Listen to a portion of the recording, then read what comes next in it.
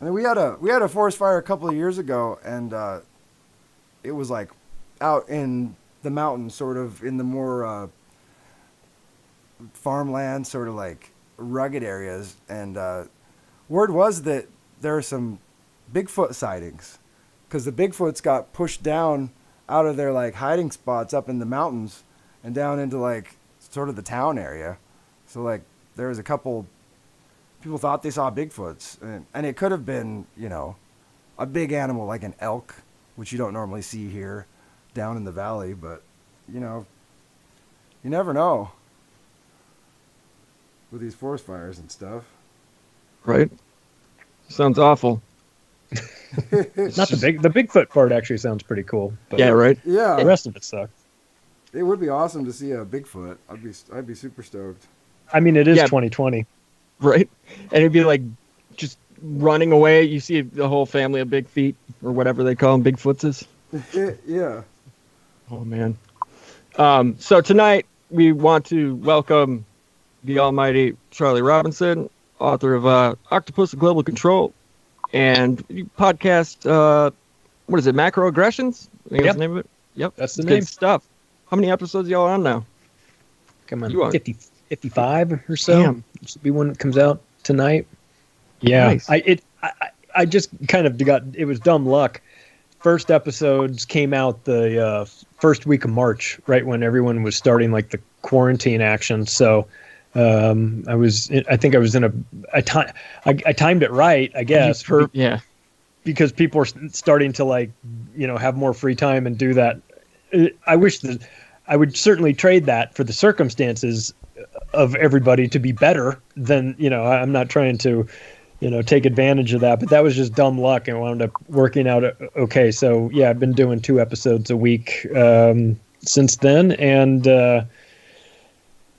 I mean, no shortage of things to talk about or people to chat with about this. I mean, it's to say it's the craziest year ever is just it's an understatement. Well, it just doesn't do it justice. Sure. It's and we're not done yet too. So we got the last the last lap these last final couple months. Stretch, man. Can't wait. Deadly final stretch right here. Yeah. Seriously, this is going to be awful. We're braced for it. And then our other guest is Lee Veltman. What's up, Lee? From We've Read the Documents fame and legendary Q assassin. Lee, are you here? Did you die? Here. Is he here? There he is. What's up, buddy? Yeah. Not much, man. Thank you for the invitation tonight. It'll be a very fascinating discussion with all you guys. Yeah. It's, freewheeling. That's how we do it. Professional. Professionals. So I can throw my script away. Is that what you're saying? Oh, yeah. You got anything? Okay, good. I thought I sent you the script, Charlie. Come on. Yes, well, Get it together, man. we're going off script. Already, right? Okay. So, let's see here. So a bunch of pretty comical articles came out this week. One of them that I thought was pretty hilarious was I don't know if you guys saw, it was a robot. The article where the robot wrote. I think the title was a robot wrote this article. Are you scared yet? And I am. For other reasons, but I mean, come on here. And some of I guess it was actually the AI. I guess it went like 8 different. It punched out 8 different things from what I understand from the way the article read. I don't know necessarily, and then somebody edited it all down. I'm not exactly sure. Interesting. As soon as I saw that, I sent the link to Kev Baker because he's my man when it comes to like AI taking over the world and murdering us all, or NASA doing something sketchy. Or D-Wave, quantum computers reaching into parallel dimensions to bring back information. If there's ever a story about any of those sorts of topics, it's going straight to Kev Baker in Scotland. And I know I'm going to get an email, even if it's the middle of the night from him. I'm going to get an email back, and he's just going to be like, "It's fucking crazy, man. We're all going to die." So he's the man. He's the go-to on that, like Jordy Rose stuff. Yeah. Because he had Jordy Rose on his show. on the Kev Baker show, and because we would talk about that, and I was like, man, you should have him on your show sometime. He's like, I'm just gonna ask him. What's the worst he can do is say no? And I got an email. I was like, dude, he's coming on the show. And then he came on the show. He was super cool, and he and Kev got along really well, and they talked about the ramifications of these quantum computers and what they're doing, and it's all wild. weird. Now, who was that? It's really well. That you're talking about? I was talking about Kev Baker on his show was interviewing Jordy Rose, and Jordy Rose was the founder of D-Wave. Oh yeah, Jordy. He kind of creeps me out. Now he's Singularity Net now, I think. With he's got a fascination with Lovecraft. Yeah, Seems to be, Makes a lot of connections between the old ones and the place where they get the information from. That those quantum computers go into other dimensions and pull back resources, and they get That's what he was talking about. Yeah, it's sketchy. I mean, I'm fascinated by it. It could be, if it fell in the wrong hands, you could imagine. Who's to say catastrophic? Who's to say it's not already? Or Yeah. who created it? Is it It's whoever's got the money to buy one. Right. So, 20 million? I think it was for one, something like that. I believe that was like the estimated cost they put down when they listed it.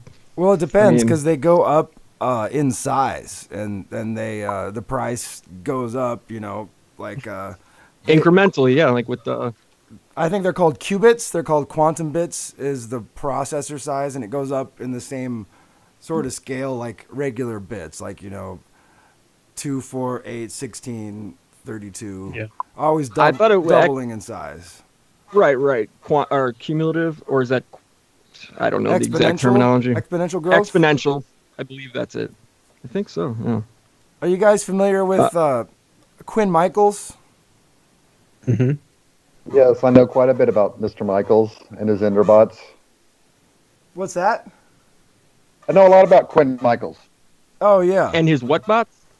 What The bots does he have, Lee? Enderbots, the NQTel stuff that he worked on. Fill us Yeah, in. What do you know? Yeah, Yeah. I'm fascinated to know about. I know Jason Goodman, so I know when they were friends doing all kinds of things together, and then he vanished, and so I'm curious what's cooking. Let on it him. rip. Let it rip, Lee. What do you know about Jason Goodman? Well, Jason worked with 3D movies and has done some interesting stuff. He's in a couple of lawsuits right now. Quinn Michaels did the Psy Seminars, large group awareness training stuff in Southern California with the Hilldales. And I guess after he got in a bunch of trouble with some stuff, went through some hard times, he had his lung deflated in the hospital, if you all remember that. Mm-hmm. And like I said, I don't really know what happened with why him and Jason got into such a huge fight that they did. It's still ongoing, I guess. Yeah. And like I said, the debate between Quinn Michaels, Cliff High, and AI with all these other people we've mentioned now is a very, like I said, it's just an interesting discussion for me. I don't really understand it that well.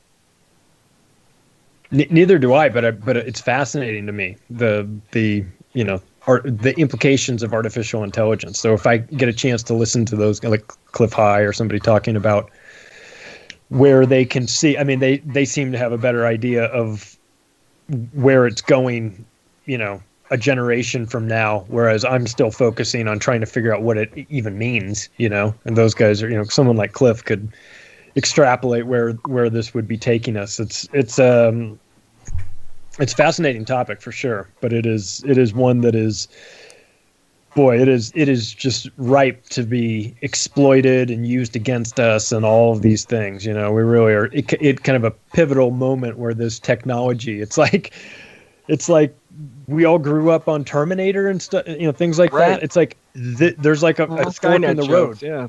It could honestly go that direction, and For sure.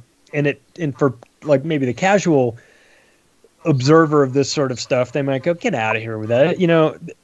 Why would they make it so evil like that? And it's like, hang on a second, the people that are running this planet are the type of people that would make the robots super evil. that would be the only types of robots they'd want. Those, and maybe the ones that Jeffrey Epstein was financing, the AI dolls for little girls. We can get into that later if you want. But yeah. What? Wait, what? What? He was literally fine. That's come out in the news that he's fine. I didn't hear this. I don't know.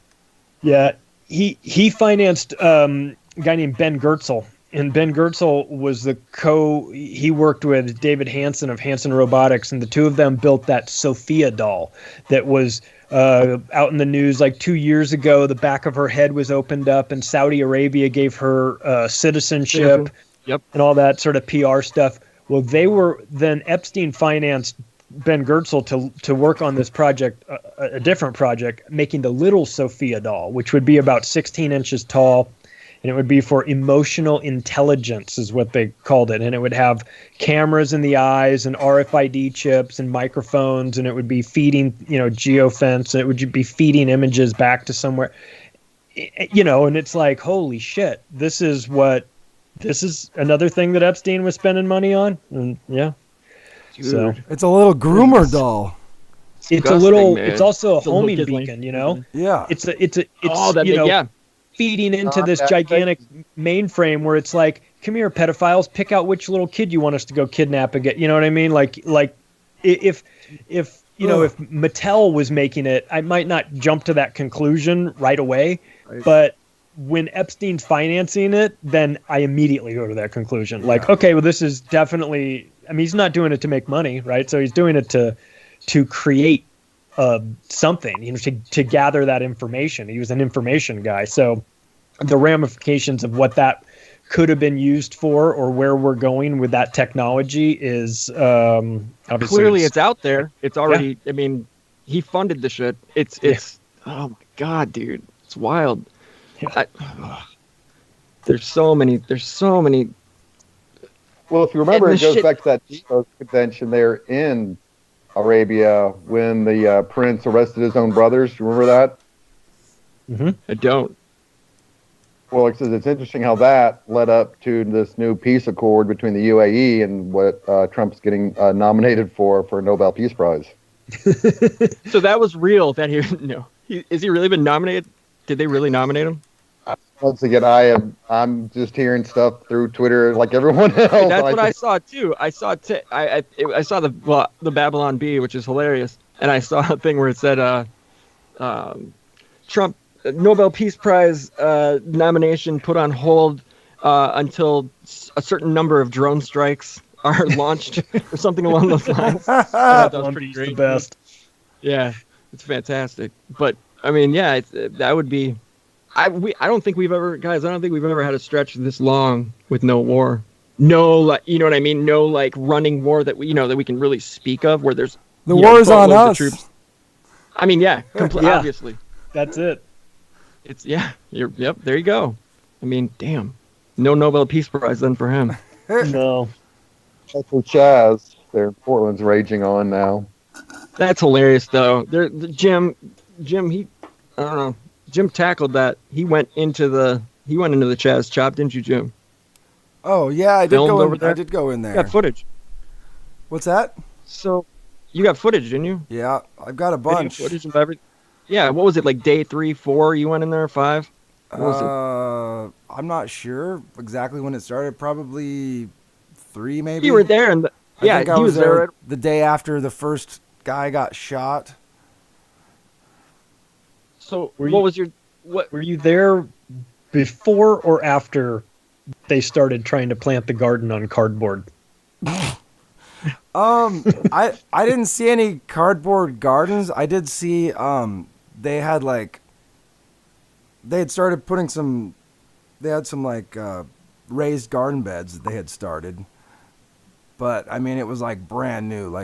They had just bought the vegetables from the grocery store and stuck them in there. Yeah, They look like It was really quick. I remember seeing you were on James True, and yeah, John, right away, and I was like, holy shit, this is awesome. So everybody's freaking out like, oh, this is the end of the world. This is the end of the world, and it was like what, just like day 4 of a shitty festival, of like a shitty rock festival. Yeah, it was kind of festival where they like, you know, everybody in town burns their sofas on the front lawn. You know, it was there's lots of cool graffiti to look at, but Yeah. it looked really Wonderful. like organized. Like all the buildings were boarded up. You know, all the storefronts were all vacant and boarded up, and they were Ready for this like to happen. pallets for graffiti, pretty much. You know, all the boards were like canvases for graffiti, and it was, I don't know, it just felt so weird. Didn't you say though that when you were in there, that you didn't feel like threatened and whatever? Like that's all I'm missing. Like that's just the media hyping shit up again. Yeah. You know, making it. It wasn't scary or threatening, really. Like it I looked at the news. I looked at Fox News before we got over there. I was like watching the videos, like thinking like, oh, it looks pretty lawless. You know, thinking like, oh, maybe somebody's gonna beat me up and try to steal my phone or my car or something. You know, like. But when I got there, that wasn't the concern. I mean, there were people that wanted to cause trouble, but mostly it was just to get the police to come down and have a confrontation. Right. They just wanted a confrontation. Yeah, we followed this group all through town. They went to some of the different police precincts and, you know, rioted out front. And we were at one, and there was I was standing across the street with a video camera, and there was a lady standing there talking to some people next to me, and she's like, "Oh, I'm the assistant to the district attorney," and she's like, "And see that guy over there? He's my husband. He's SWAT," and there's like this cop, and he's got a mask on, and he's just glaring through his, you know, right over the top of his mask with his arms on his hips. He's a big guy, you know, the shaved head, like total police-looking guy, you know, like he looked kind of like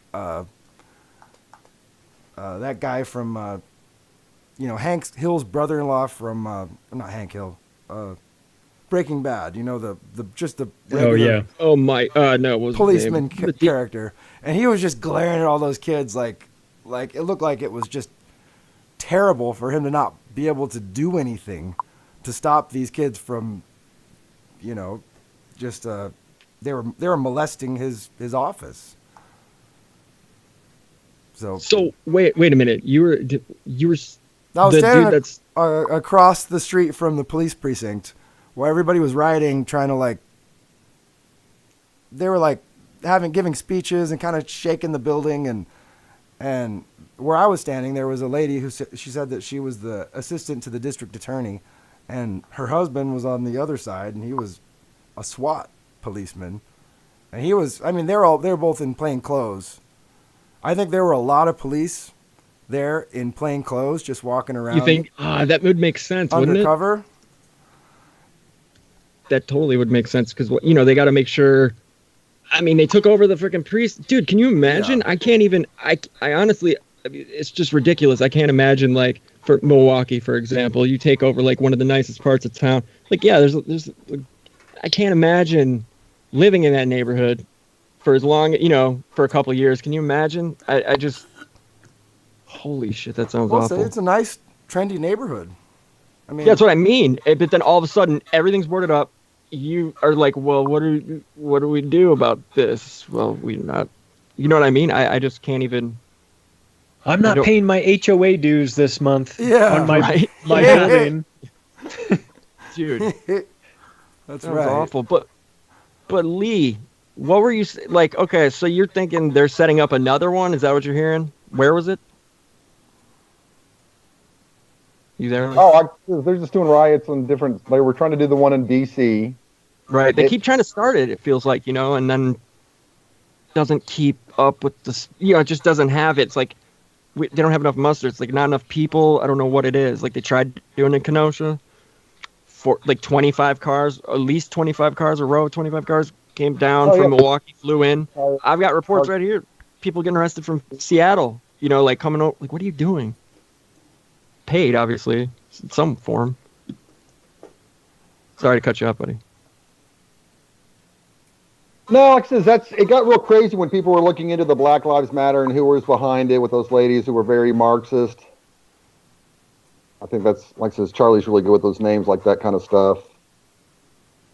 As soon as that got exposed, people were like, I support the black community, but I don't get the feeling that this Black Lives Matter is actually in any way affiliated or going to benefit the black community. It seems a little bit too corporatized and a little bit too, co-opted. Like a shakedown operation where you go around to the NBA and Major League Baseball and Apple and all the, Amazon, you go, we're Black Lives Matter. Want to sponsor us? Want to show your support for us? Be a shame if something happened to your multi-billion-dollar organization if you didn't support Black Lives Matter. Right. Get it? And it sort of has that shakedown feel to it. Like everybody's paying their, I'm not a racist insurance to them or something. It's ridiculous, dude. It's crazy. It is. I mean, the NFL is an awful product, in my opinion, to begin with. Right now, I literally, when they started changing those rules, I remember they changed some rule like hitting the court. I can't remember what it was. I think it was like 2016, 2017. I know Terry in the chat knows what I'm talking about because that was when I started complaining like I can't watch it. But I haven't watched it since then. I literally watched it my whole life growing up. Like whatever. I played sports. What are you gonna do? I enjoy it every now and then. I still am a basketball fan somehow. Well, I watched opening night Thursday in Kansas City. They booed, right? They all linked arms. Both teams linked arms for this show of unity. And as soon as they did that, man, there were only 16,000 people in the stadium because they're pretending like 16,000 only. Yeah, I think but those 16,000 were booing the shit out of that. As soon as they linked arms and started doing that, it was just raining boos. It was like we're not interested in this. We want I'm a sports fan. I own a company that works with professional athletes on media training. I've been involved in sports for forever, and I love it. But they got to get the politics out of it. They've got to get the military out of it. I'm talking about the NFL with this salute to service propaganda bullshit. And people are like, oh, the NFL and the military, they partner up. It's like, hang on a second. The military pays them a lot of money to do that. They didn't always televise national anthems. The military paid them to do that as well. This is part of a campaign. And so I'd prefer if they got rid of showing the national anthem. I'd be happy if they got rid of the salute to service component that the NFL has been doing, where everyone's wearing camouflage. They've got the dark, the olive green outfits on. And I get it. They sell a lot of merchandise doing that. But please take that stuff out of sports. And people aren't watching. Basketball ratings are way down, and football ratings for this opening night's down 16%, which shouldn't happen when you've got Patrick Mahomes playing it. And it's just there's a lot of I think that it's going to be an example of get woke, go broke, and maybe not totally broke for the NFL or Major League Baseball or wherever, but they're going to feel it. I mean, people are sort of like nobody wants to be like forced into this fake like I'm more tolerant. Yeah. Like if I want to be an activist about something, I'll do it. But like, I don't want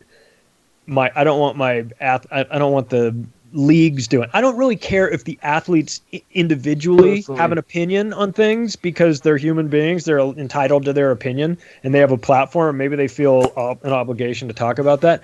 But I have a problem when the leagues are doing that and making it sort of uniform. Like, we're going to put Black Lives Matter on the hardwood court for all of the playoff games in the bubble. And it's like, dude, you guys don't even know what you're marketing here. But once again, it's probably back to that, like, extortion by BLM. I mean, it seems like it. I mean, I'm not trying to bust you out. If you're working, in business with those people. I mean, or with a lot of different, with your corporate or one of your gigs. I don't want to put words in your mouth, say it wrong, what have you. But it's weird, man. It's an awful. On top of that, the NBA. I don't know if you watched any of it. I mean, were the Nuggets in? What are you a fan? What team? I'm watching. Well, I have. Who's your squad? I mean, for your heart, come on. It's weird because we have clients on on a bunch of the teams. So it's like a fantasy. It's always been like watching fantasy football to me. I'll be like, ooh, I want the Lakers because we've got Rick Fox, but I also want, the Nuggets because we have Carmelo, back then. And so it'd be like, I kind of want both. So yeah, I'm watching all the games. I'm watching them. It's just weird. And the Milwaukee, I've had it tough. 30 plus years, and I grew up in Racine, which is just south of Milwaukee, just north of Chicago. So I've had Jordan. We get local Chicago channels too. So growing up, I was like, shit, watching Jordan all in his prime. It's like, damn it. And then, but I chose the Bucks, so I've been with them forever. And now having Giannis with all this nonsense, it's just like, yeah, the 1 year. And that's kind of the funny thing is like, that's how I ended up getting like weird information, because my ex-wife works Fox Sports, blah blah blah. So I just knew some things a little bit early, and it's just like, what the hell, and I couldn't believe that they kind of went on, without, they were like, well, no fans. I was like, all right. And then I'm just like, people are gonna freaking freak out when they get this news, right? Like, this is gonna send people in a panic more than saying the virus is here. Like, we already knew it was here. We already knew it's caught with our pants down. I mean, people are going around saying, it's not real. It doesn't exist. I can't buy that. Like, I just don't. I think it's kind of, I don't know. That's just. It can be real and not that deadly exactly. At the same time. Exactly. I mean, and it also can be real. Like, yeah, it's the same, never let a good crisis go to waste. So, I mean, we got caught with our pants on. A lot of people being like, it's a plan. They knew it. They did it on purpose. Like, wait a minute. Yeah, they did all this shit on purpose because that's what the government always does and the people in power. But at the same time, it's like, clearly, I think from the Woodward tapes or what have you, after hearing them, Donald Trump didn't, that's a confessional essentially, right? It's like, yeah, it's really deadly too. They say it's more deadly than the flu. Well, there you have it right there. It's not like, yeah, they knew and they unleashed it, or they knew and they had a plan for it. It's like, no, clearly they didn't. They didn't want to, why, So, I mean, but I'm not going to die on any of those hills. It's ridiculous to, deny reality. I don't understand that. And a lot of people, acquaintances are, just outright deny it completely, like that it even exists. And I remember thinking, I was thinking about writing like an article. I was like, well, I'm gonna write a piece on this about how, New York City has to be ground zero for everything. And it's kind of like a sit back and watch, take the temperature of the nation sort of situation, where it's like a slow burn bio 9/11 event sort of situation. I remember thinking that, and then literally 5 minutes later, I pull in the parking lot. I'm about to go in the grocery store, and my buddy, I texted my buddy to see how he was doing, and he called me, and he could barely speak. And he's 35 years old. He's probably the most healthy friend I have. Doesn't really smoke, drink, Brazilian jiu-jitsu, all that's, you know what I mean? Mm-hmm. And he sounded like he was dying. No joke. He could barely form words. He's like, I'm in the hospital. I got admitted. This was like a Tuesday when I was speaking to him, and he said he got admitted on like a Saturday. His 80% of his left lung was completely filled with fluid.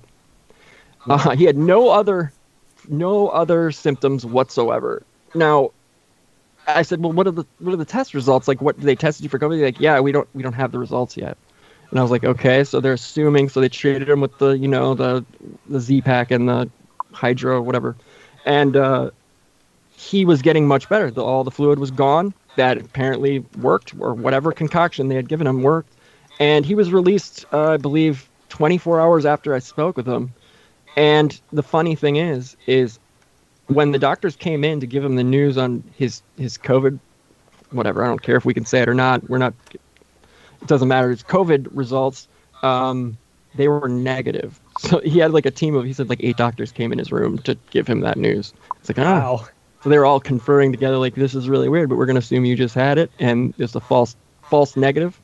So, I mean, you have these weird stories, and this is my best friend, like the dude you'd call at 3 o'clock in the morning if you just got in an accident, hit somebody on a dark road and you had to do something horrible he'd be the first person he'd answer the phone, come rescue, and have to look, he'd be the one to look at you and be like, not a word of this to anybody. You know what I mean? Like, that's how close of a friend this is.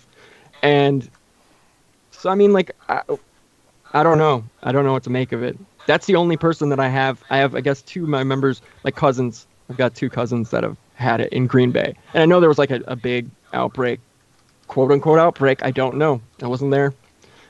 But yeah, his wife had it. He had it. So I don't know. It's weird. But to throw everything out there and be like, nope, it's not real. It doesn't exist. It's like, okay.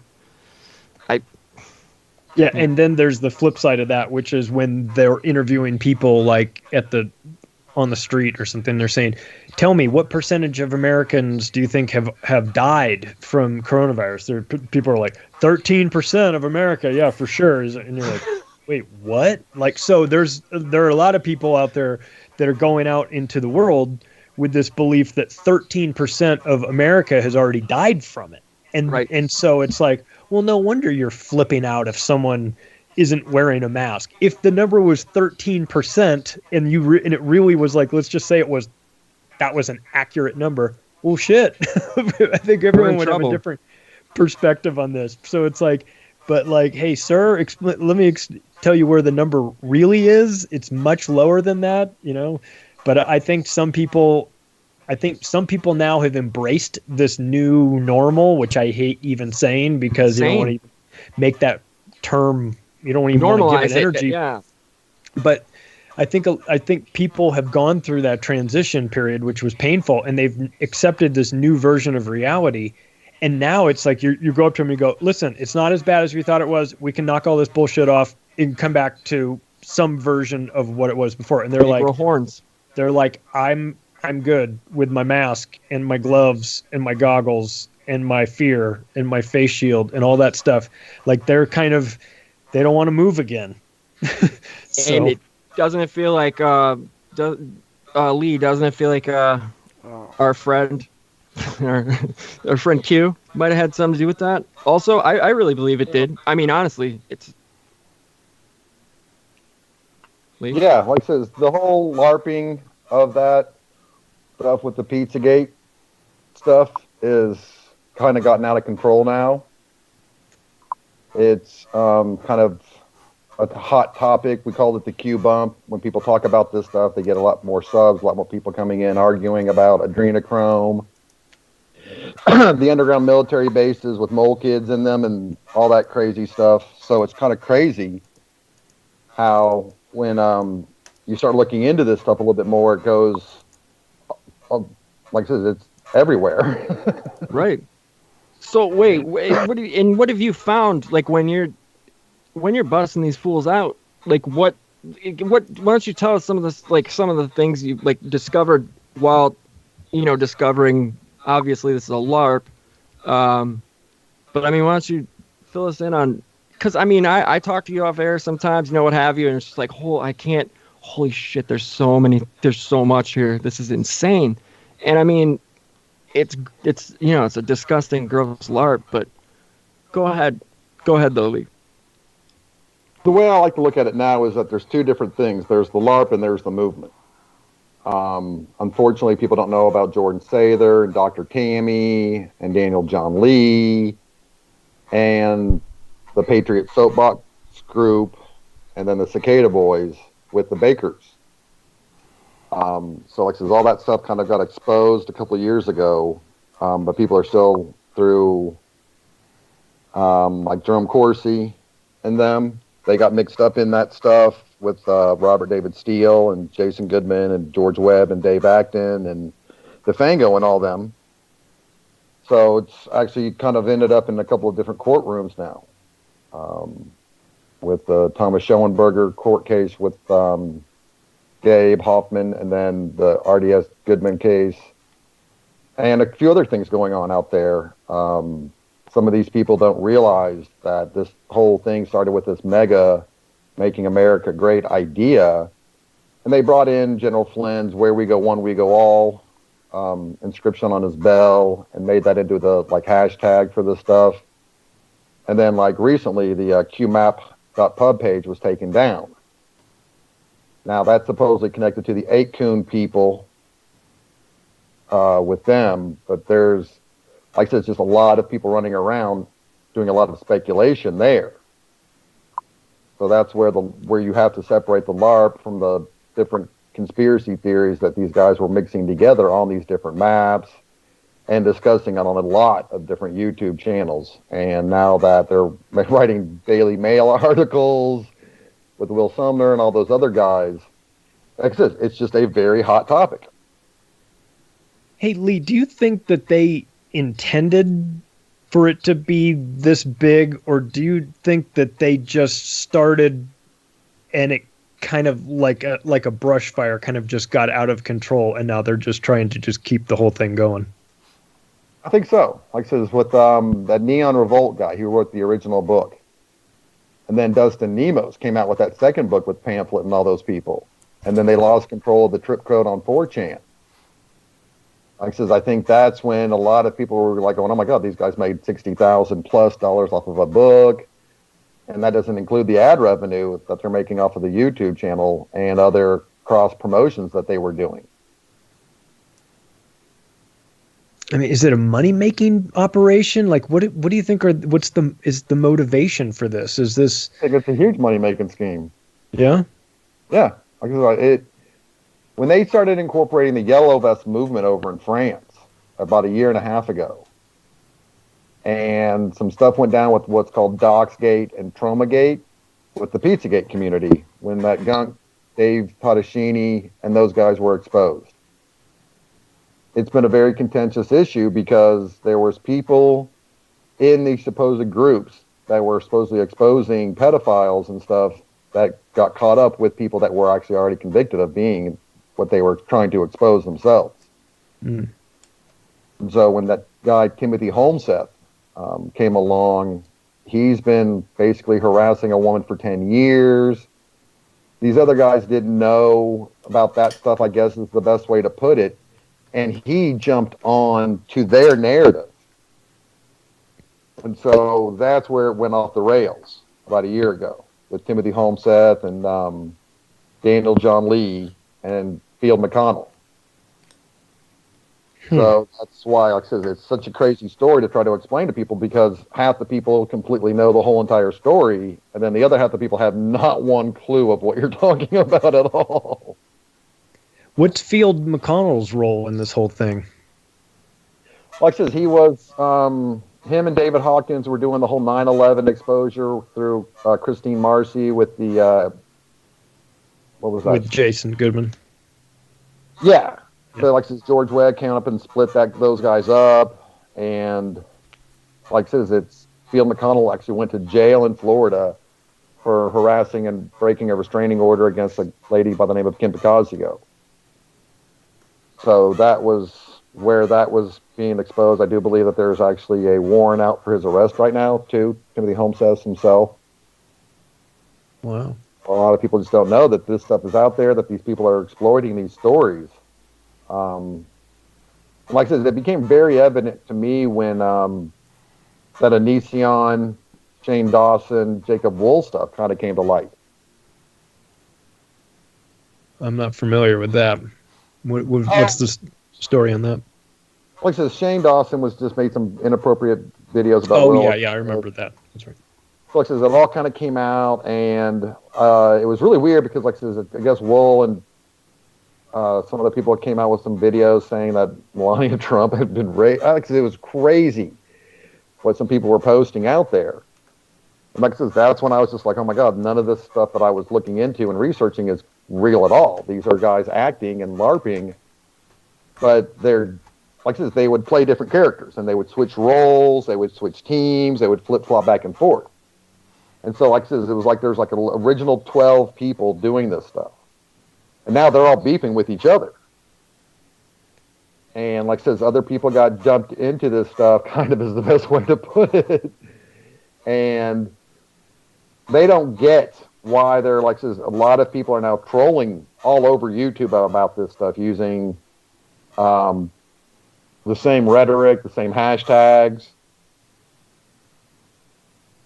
And like I said, when they started using the hashtag Save the Children with the rallies, was when like I said, they had the big rally in Berlin, London, LA, and a bunch of other places across America. And that was just the other weekend. So like I said, that's when I was just sitting there going, I can't explain it that well to people because I got to be careful about people who don't know about this stuff, who started looking into this stuff not knowing that there's a complete, QAnon victims like subreddit page out there that people have died. Jenny Moore, Isaac Cappy, Tracy Twyman, Bucky Wolf, and so many people have, like I said, as they've been buying these books, they're following these YouTubers and making super chats and donating to their GoFundMe accounts. And it got really crazy when the Shadowgate stuff happened with Millie Weaver, Torces, and Ali Alexander with Bergie. And that's kind of current time where I'm at right now. Sorry about that, guys. I had to step away for a minute. No worries.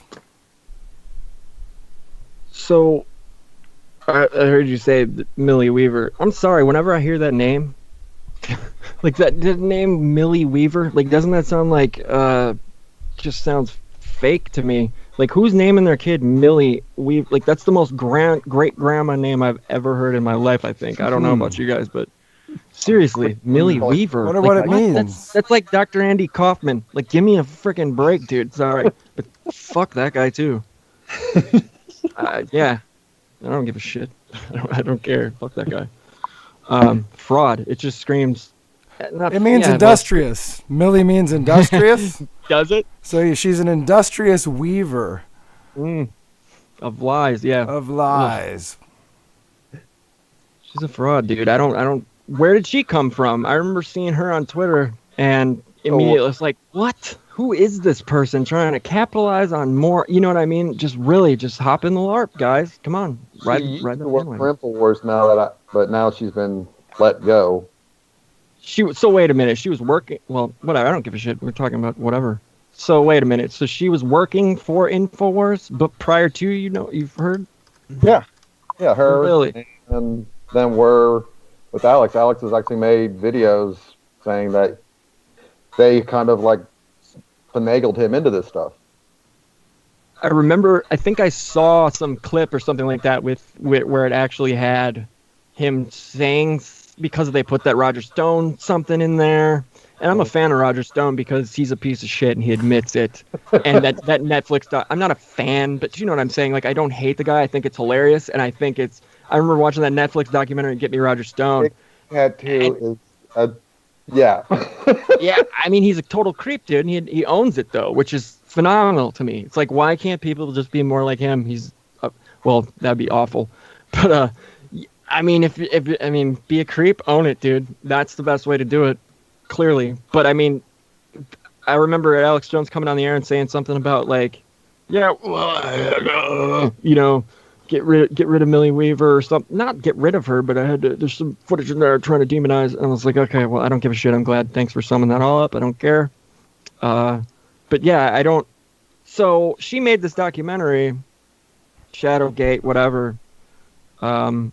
With Tori something, I remember hearing that name, and yeah, I don't know, it's making everything like, oh, all right, so I get the hate, the left and what have you. It doesn't even comes from everywhere. It comes from every angle, but they use that and then use that to anytime we start to question, like people that aren't necessarily like centrist views and what have you, are not even centrist. I'm just saying, don't play the politics game, period.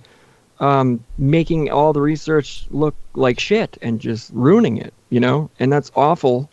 But that's why this show, I don't care. Like, this is fun. I'm going to talk shit about it because anything it needs to have shit talked about it. It's going to get done here. And that's you can just talk about it very openly, and it's easy because, like I said, a lot of people are watching this story right now. And I thought the information that came out about the Psy group with Dynology, with Bergie and them, while I knew it from a year ago, other people didn't. So right. Being brought to the right places is good for people who do like freedom of speech. For sure. And like I says, a lot of people are running around accusing Millie, or not Millie, but Tor, of being stolen valor because she's only done 9 months and then she was subcontracting and blah, blah, blah, blah, blah. But like I said, that's another one of those things. It's a he said, she said situation, and you can debate that till you're blue in the face. Right. And isn't that, Well, those are the handles you're talking about. They're like internet handles and what have you, or whatever, right? Well, actually, that's one of the things from what I've tried to understand is the way these subcontractors work through these social engineering platforms and companies. That like I said, I guess it's Prism and Palantir information that they were using to data mine and data track people is where it really comes down to that. So ultimately, there's a lot of theories out there on who it is and who's behind it, right? And I personally like to subscribe to the Steve Bannon. That just makes the most sense to me. Steve Bannon is like Roger Stone level shithead, you know? Right. And it just makes, he's got the money. He's a failure in Hollywood. Yeah, didn't he have something with Sean Penn or something like that? I remember years and years ago, some failure. I know he failed in Hollywood, and then Penn got Escobar arrested, so interesting. he got who? Escobar? Yeah, well, then he did that interview down there, then he was like arrested a week later. Oh yeah, so he basically busted that dude. I mean, and then he goes on what I think it was like June 4th. Charlie, did you see that June 4th where he went to he got on some yacht, some multi-million-dollar yacht in front of the statue. What the hell is that about? In international waters, signing some. I think it was qualified as international waters. I'm not exactly sure, but then taking like that blood oath. What the? What? That was crazy. It's WWF, but I can't. The dude is nuts. Like I don't. What do you make of that, dude? I don't know. I don't know what to make of Bannon. I'm with you on Roger Stone though. He's kind of a cartoon character. You know, I mean, I kind of, on the one hand, I appreciate that he's willing to admit what a scumbag he is, Right. because so few. You know, it's like at least you're one of the few that admit it. You know, I'm not saying that I approve of it. But Bannon, I put Bannon in that same category as Podesta. You know, these guys that are close to the president, selling influence, and who the fuck knows what that means? You know, who knows what can come out of that? And I'm not trying to say he's a pedophile like the Podestas are. Maybe he is. I don't know. But you know, these people that are so close to the president that they can make things happen for other people. It's like a de facto lobbyist. And then, you know, and guys like that are always shady to begin with, and then they wind up interacting with other people that are shady, because you kind of have to be a sketchy individual if you're like, oh, I'm going to go give this guy a bunch of money so that he can have the president change some things to benefit me. Like, if you have that mentality, you're fucking crazy. So you've got an interaction. People are like, oh, why is Washington, D.C. so screwed up? It's like a magnet for the worst types of people. You know, psychopaths and people that want power and money or fame or little boys or all of those things. They all migrate there. They're all defective human beings, like by default. And then you get them all in a room and then flood the place with $1 trillion of money that gets washed here and there, and lobbyists and law firms and Wall Street and, you know, offshore account. I mean, it's just it's like chumming the water for psychopaths and pedophiles and narcissists and lunatics. And of course, that's Congress. Like, in a nutshell. Precisely, Congress. Precisely. So that's exactly right. It's a good summation. Seriously, I mean, and ultimately, Lee, I know I stepped away for a minute. I'm sorry about that, you guys, but so I'm curious to know, how the hell do you end up essentially this hitman, the unpaid hitman? Luck, a lot of luck. But seriously though, how do you stumble into this shit? I mean, I mean, whatever you could leave out, obviously, but I'm curious. I don't think I've ever even asked you that off air. So, like I said, 5 years ago, I was just on YouTube. A lot of my friends had podcasts, from Kev Baker, Popeye Dearth. I was introduced to them through a guy named Liam Shift. And it started from there. And like I said, it's just, you know, you catch on and you get sucked into these different pockets of YouTube. And you start noticing people use certain rhetorics. And it's just interesting, like I says, and then people start arguing about neurolinguistic programming and Hegelian dialectics. Next thing you know, you're arguing over if the earth is hollow or flat or other crazy stuff. And there's so much, like I says, we started making a joke about it 3 years ago. It's called YouTube psychosis. It's very real. Right. And like I says, and we actually got that term from that Nasheem Harriman lady who was the original YouTube shooter that went and shot up YouTube and was actually murdered herself. And so that's when we started realizing this isn't a joke so much, while we make fun of it because there's so many trolls and people are running around on YouTube calling each other shills. And I mean, I can't imagine the kind of emails that Charlie gets. And I just got called a CIA asset for the first time a couple of weeks ago, and I was so excited. I felt like about time, dude. You didn't get me that time. Before? I mean, really? Shit. Frankly, I was a bit offended that it hadn't happened. I'm offended that it hasn't happened to me. Seriously, man, what the hell? Your book's been out. Like, that's a tome. That is that's gospel. I mean, yeah, it's crazy out there because it's like you don't know who to trust. You don't know who to believe. You don't know. I mean, I know that like. If somebody comes out of nowhere and all of a sudden has a ton of subscribers or they're not getting shadow banned the way everybody else is, everyone starts looking at them a little funny, like, hey, who are you? How come you're growing so fast? And the rest of maybe you work for, maybe you know somebody. Hey, wait a second. Maybe you're a fucking social engineer. You know what I mean? It's like, oh my God. And that's exhausting. And it's enough that we have to deal with these maniacs running the world that we're trying to talk about and expose and do what we can to, ring the alarm bell. Now we have to see if our favorite YouTube person is actually who they say they are. I mean, that adds a frustrating level to it as well. Or the flip side is that somebody that's actually authentic that you really like and you've been watching on YouTube for 3 or 4 years in a row pretty consistently, all of a sudden they're gone. That's even worse. That is like, weird. shit. Yeah. So, did YouTube throw them off or, so we're getting silencing of trusted sources, at least, people that we believe to be trusted sources. We're seeing them having their reach reduced and their subscribers, people unsubscribed. I got my personal YouTube username in my Macroaggressions YouTube channel. It's two different accounts, but same. Right. I got unsubscribed from following my own podcast. Wow. Like, why would I do that? And I don't have I have like 2,500 people on my YouTube channel. It's new. I mean, it's new. Yeah. Nothing going on there.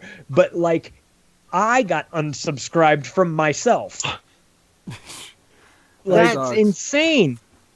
Yeah, and I caught it, and I was like, "That is idiotic. Like, what are we doing here?" So we've got to fight. We got to fight everybody. It seems fighting like. robots. And we got to be paranoid about who we're talking to. If that guy, if this guy is, a shill, and you're like, "Oh, well, you did a show with that guy. You don't know who that guy is." Like, apparently I don't, or whatever. So. It's all just so aggravating. And how can that? I know. And how? Like, okay, for like, shoot me if I get to that level where I'm calling you're a shill, where I'm emailing Charlie Robinson and calling him a shill. Shoot me. Yeah. Like, how do you get to this level of like crazy? I don't understand that. It's just, it's insane to me. And I mean, people get emotional about stuff. Yeah. And so, like, on the one hand, I appreciate passion, even if it's misguided, like even with this Q stuff, it's frustrating to me.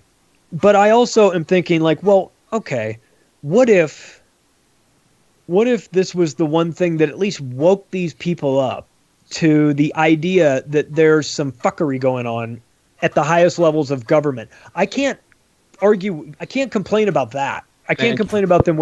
I can complain because it wakes them up to that, and then immediately tries to put them on the red team. I don't love that, but sucks. I do. I mean, I guess if we're in a world where you're either awake or asleep, if something like this wakes people up, I'd rather they be awoken to this in the correct manner, obviously. But Right. I do like that the casual observer, be it because of Jeffrey Epstein or because of Q or whatever, now your soccer mom has it in her head on some level that there's child trafficking operations being run. And maybe because we get every soccer mom in the world to at least have the thought in their head that these things exist, maybe that puts us one step closer to making sure that the kids are safe. kids are safe and that these things get closed down. So I mean, I can't argue if it leads to that.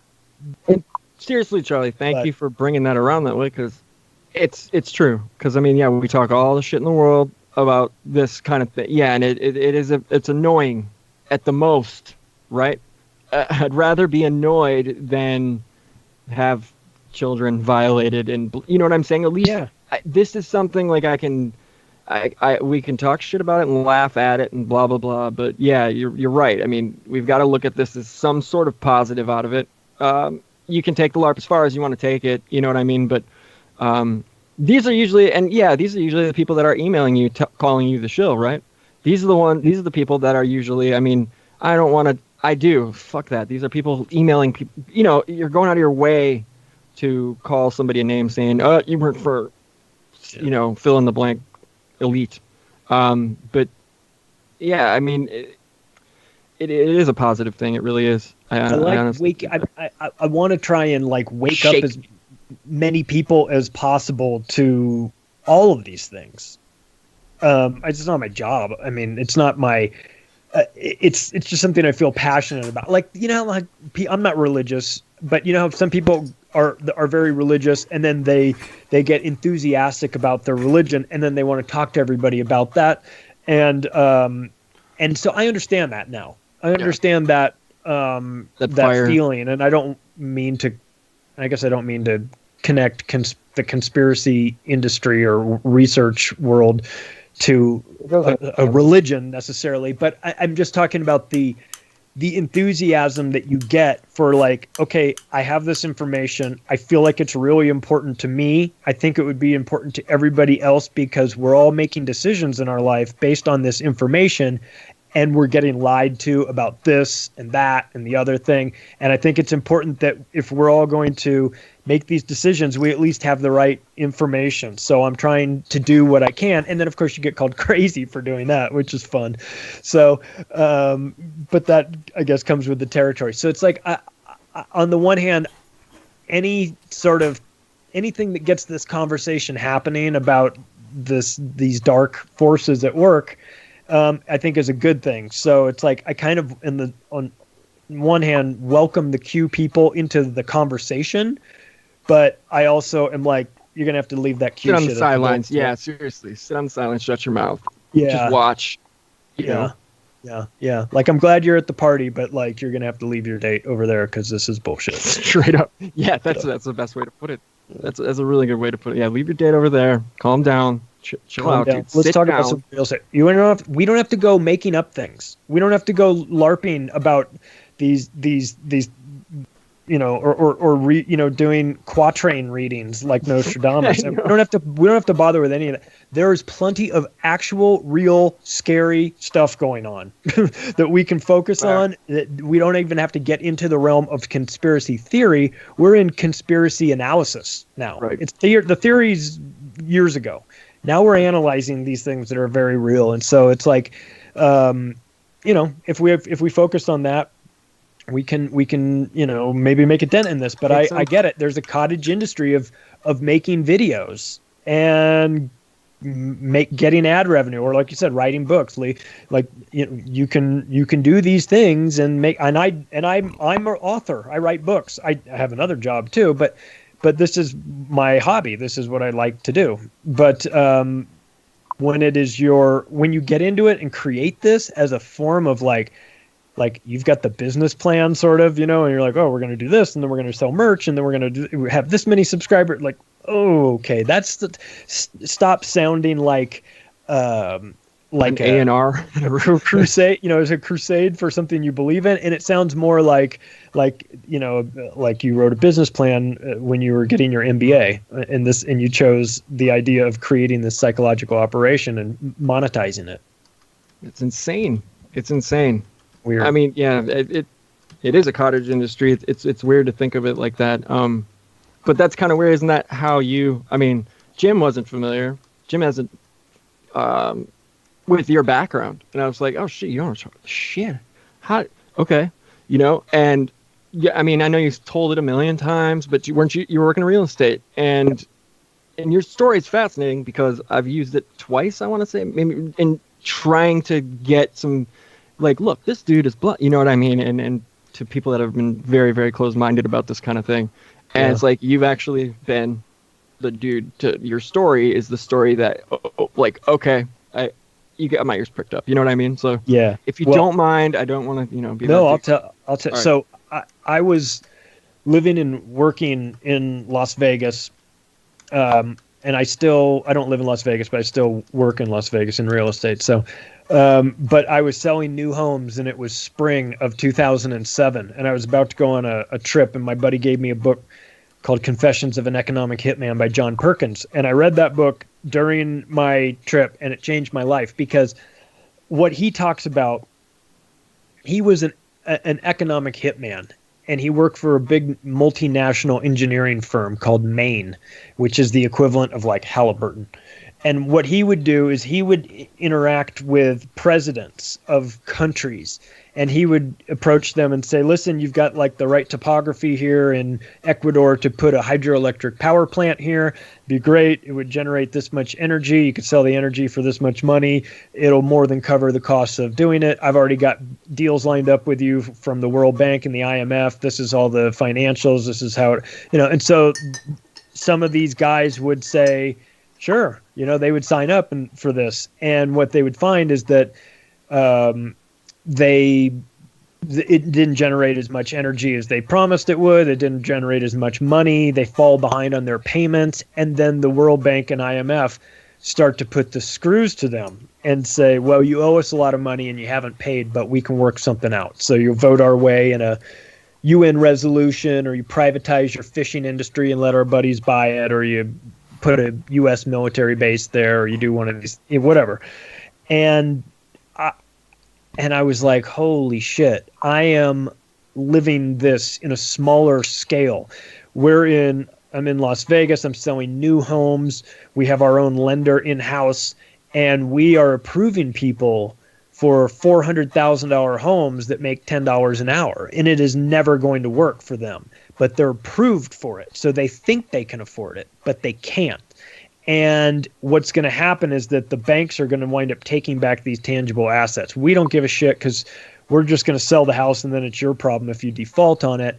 But you're getting this loan. And so the loan standards were increasingly dropping too. So it was like, it wasn't like if your credit score was like 680, you were getting approved. If it was dropping to 620, it was like, well, we can still find something for you. So all these really bad these loans. And then, of course, 2 years later, they all blew up in everybody's faces and took down the whole real estate market, and myself included. So I sort of learned from that that got me thinking about the role of money and the banks and how it works and how dirty that is. And then the TARP thing happened where Wall Street took all this money, and then I started getting involved in learning about central banking and things like that. And so I'd already had this 9/11 was 9/11 was not as it appeared.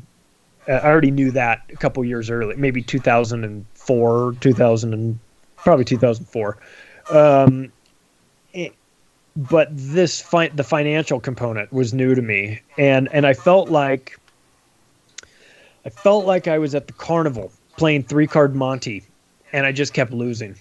And I just finally said, I want to know how the game works. Like, I want to know, okay, I know you're scamming me. I want to know what the scam is. I want to understand it. And from working in real estate and having the tight connection with mortgage, because they go hand in hand, I started to learn about how dirty the mortgage industry was as well. And it just is like, it just opens your eyes. Like all of the marketplaces are rigged, like Forex, LIBOR, COMEX. They've all been busted for rigging markets. All the banks have been busted. They've, felonies or anything. So the marketplaces are rigged. The mortgage industry is rigged. The government, in the central banks are criminal organizations. I mean, the central banks are criminal organizations masquerading as banking institutions.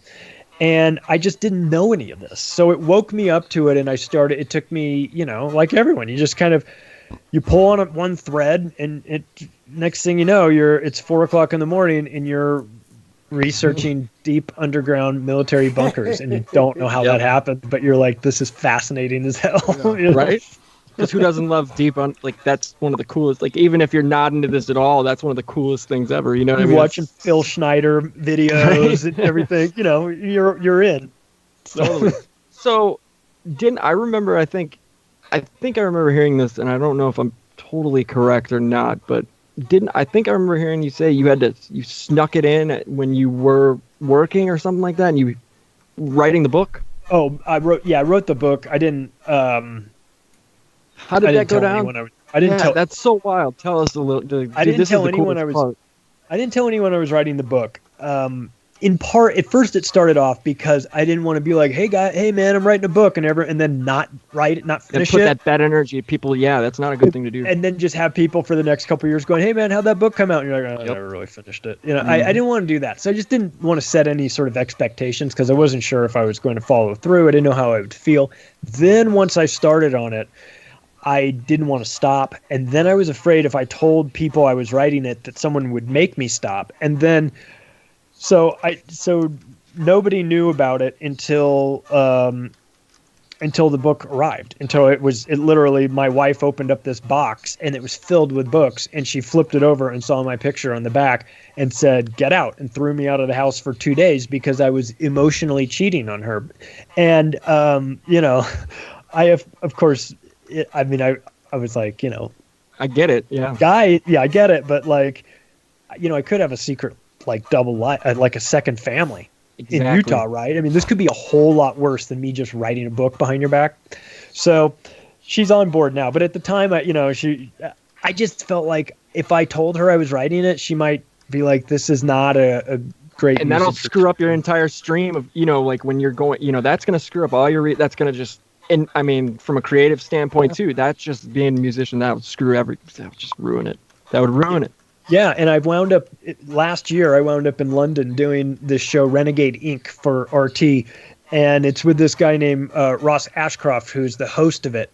And he wrote and directed a great documentary called Four Horsemen that I think a lot of people might have seen, and it's about the financial collapse. And when we were done filming, we were just sitting on the set talking, and he was saying, I was telling him how I wrote the book in secret. I mentioned it on the show, and then when we were done, he said, John Perkins, who wrote Confessions of an Economic Hitman, the book that inspired me, John Perkins is like the central character in that Four Horsemen documentary. So when we were talking about that, Ross said, John Perkins wrote his book in total silence too. Didn't tell anybody he was writing it. Did the exact same thing you did. I was like, what? I had no idea. And he's like, yeah. He said he felt like if he told somebody what he was writing about, they would make him stop, or he, they wouldn't be, And I was like, holy shit! Like, I'm totally inspired by that book, and I didn't even realize that I wrote mine the same way that he wrote his. And I'm not trying to say that I haven't sold 5 million copies either, but like he has, but there's what a still sync. time. What a sync, though. Seriously. But yeah, it was weird. I was like, well, cool. I mean, I don't know how people write books. Most people, I would imagine, don't hide it that they're writing books. So I knew that I was doing it backwards from the way most people do it. But in the end, I'm glad I did it the way I did it. And after that, my wife is sort of understands. Like, she was with me in London. She was like, okay, we're at like a real studio. Wow, people with television shows want to talk to you. I was like, like, I mean, shit, I did write this crazy ass book. I mean, some people have even read it. So, So now I have more support at home for that sure. stuff, which is helpful. You know, totally, man, and that's what's wild too. It's like you put all this effort in, you do, and then you've got doubters, you got, people are just like, yeah, cool, good job, keep it up. All right, I'll see you next week. Like that kind of, and then all of a sudden it's like, oh wait, yeah, you've actually been doing okay. Oh, I had no idea. You know what I mean? Well, let me, and then there, yeah. So I mean, and honestly, like that book is like a staple. Like what year did it come out? What year did you release it? 2017. 2017. Yeah. Holy shit, all right, but 2017, damn. So I still have Trump stuff in there. I was able to get some good. Yeah, so you got the perfect cut for like getting just, you know what I mean, like getting some of this stuff in here current.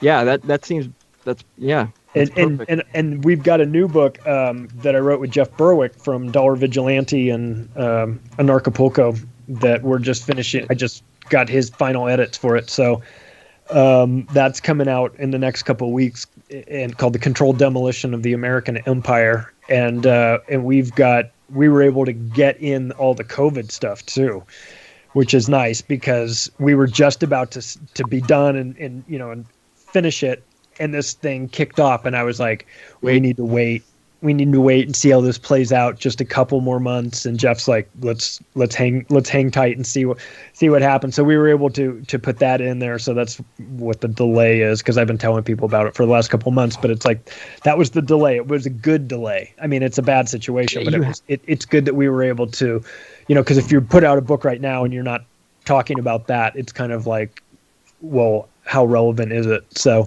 we were able to go back in and not just add like a chapter at the end, but to actually infuse it in throughout all the chapters to help make our point. So that'll be coming out soon. I'll make sure you guys get a copy when it's available. Awesome. Yeah, I appreciate it, man. So yeah, I remember you talking about that, and I think I remember hearing you tell us this too. But so as far as it's gone, are you still in? I'm just curious. Are you still in real estate? Yeah. Or are you still okay? Yeah. So did you? Made the move from? Did you make? We're in the real estate / television business now, because my partners, my business partners, are husband and wife, and we had a show, Flip or Flop Vegas, on HGTV. So we're not only doing real estate, but we're also doing television as well. Production stuff. So, and they always get a kick out of this, and I'm always tripped out when I get text messages from them and they're like, "Dude, I just heard Alex Jones say this or that." I'm like, "Whoa, you're listening to this stuff too?" I mean, so it's funny to have that infusion of it's got to be television personalities that also read not the mainstream news. They're also reading all this alternative stuff, and they're like, "Oh yeah, this stuff is bullshit. This COVID stuff is bullshit." Right. And thank God we have some people in that area that are, I'm not going to say the word, I'm not going to say it, that are hip to this. Yeah. So that's good. Another thing, I mean, it's got to be cool. I remember, well, at least when I first got introduced to these topics, I think it was like 2000 and, obviously 9/11, that was weird.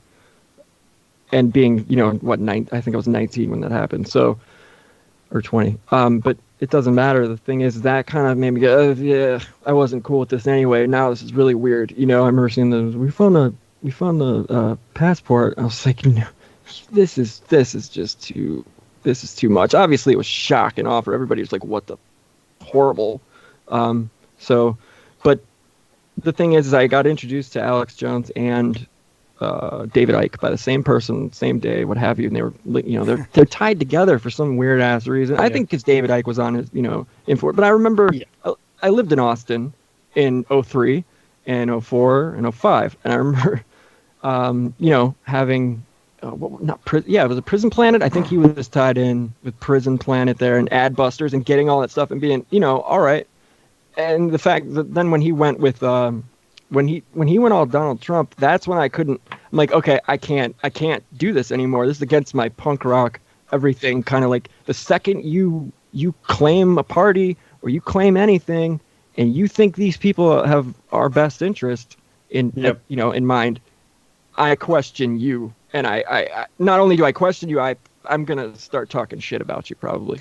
Not that I my felt the same. I felt the same way. yeah, I kinda. felt like I got stabbed in the back, dude. I was like, are you Yeah. kidding? Now, then, okay, and then he gets censored, and I remember that, and I have a ton of friends that are, you know, musicians and touring and blah blah blah, and now they're saying, yeah, good, shut him up, and I'm like, dude, no, no.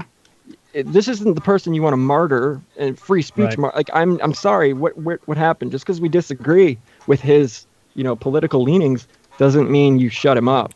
And I get it. It's a platform. It's a social media platform. I understand that, and so you can't really make the free speech argument because you consented to this. You signed up when you made your account. Sorry, that's their platform. They can do what they want. It sucks. Yeah, and I think it's awful. But you know. To where we are now, where like the shadow banning and just outright, how egregious is that? I mean, geez, yeah, let's take your own like away. That it's insane to me. But getting back around to like the David, you got in with I believe with the Ickonic Media, which is which is Gareth and Jamie's project, right? Yeah. Yeah, I've got my show is on Ickonic, which is crazy for me because it's like the two people that, you know, were heavily inspiring to me writing the book was John Perkins and David Icke. And then to go, I was at an Acapulco 2 years ago and able to chat with him for a little bit there as well. And we swapped books and talked for a minute. It's a trip. And then to be on Ickonic, I can't believe it, really. I'm thrilled because I like them. I like what they're doing. I like where they're going with it. You know, I like, my mom likes David Icke. My mom watches David Icke. And she's like, he's just making a whole lot of sense. You know? I'm like, yes, he does. He makes a whole lot of sense. There's so many people that are like, oh, is he the reptilian guy? Oh, is he the anti-Semite or all, you know, whatever sort of terms have been thrown out about.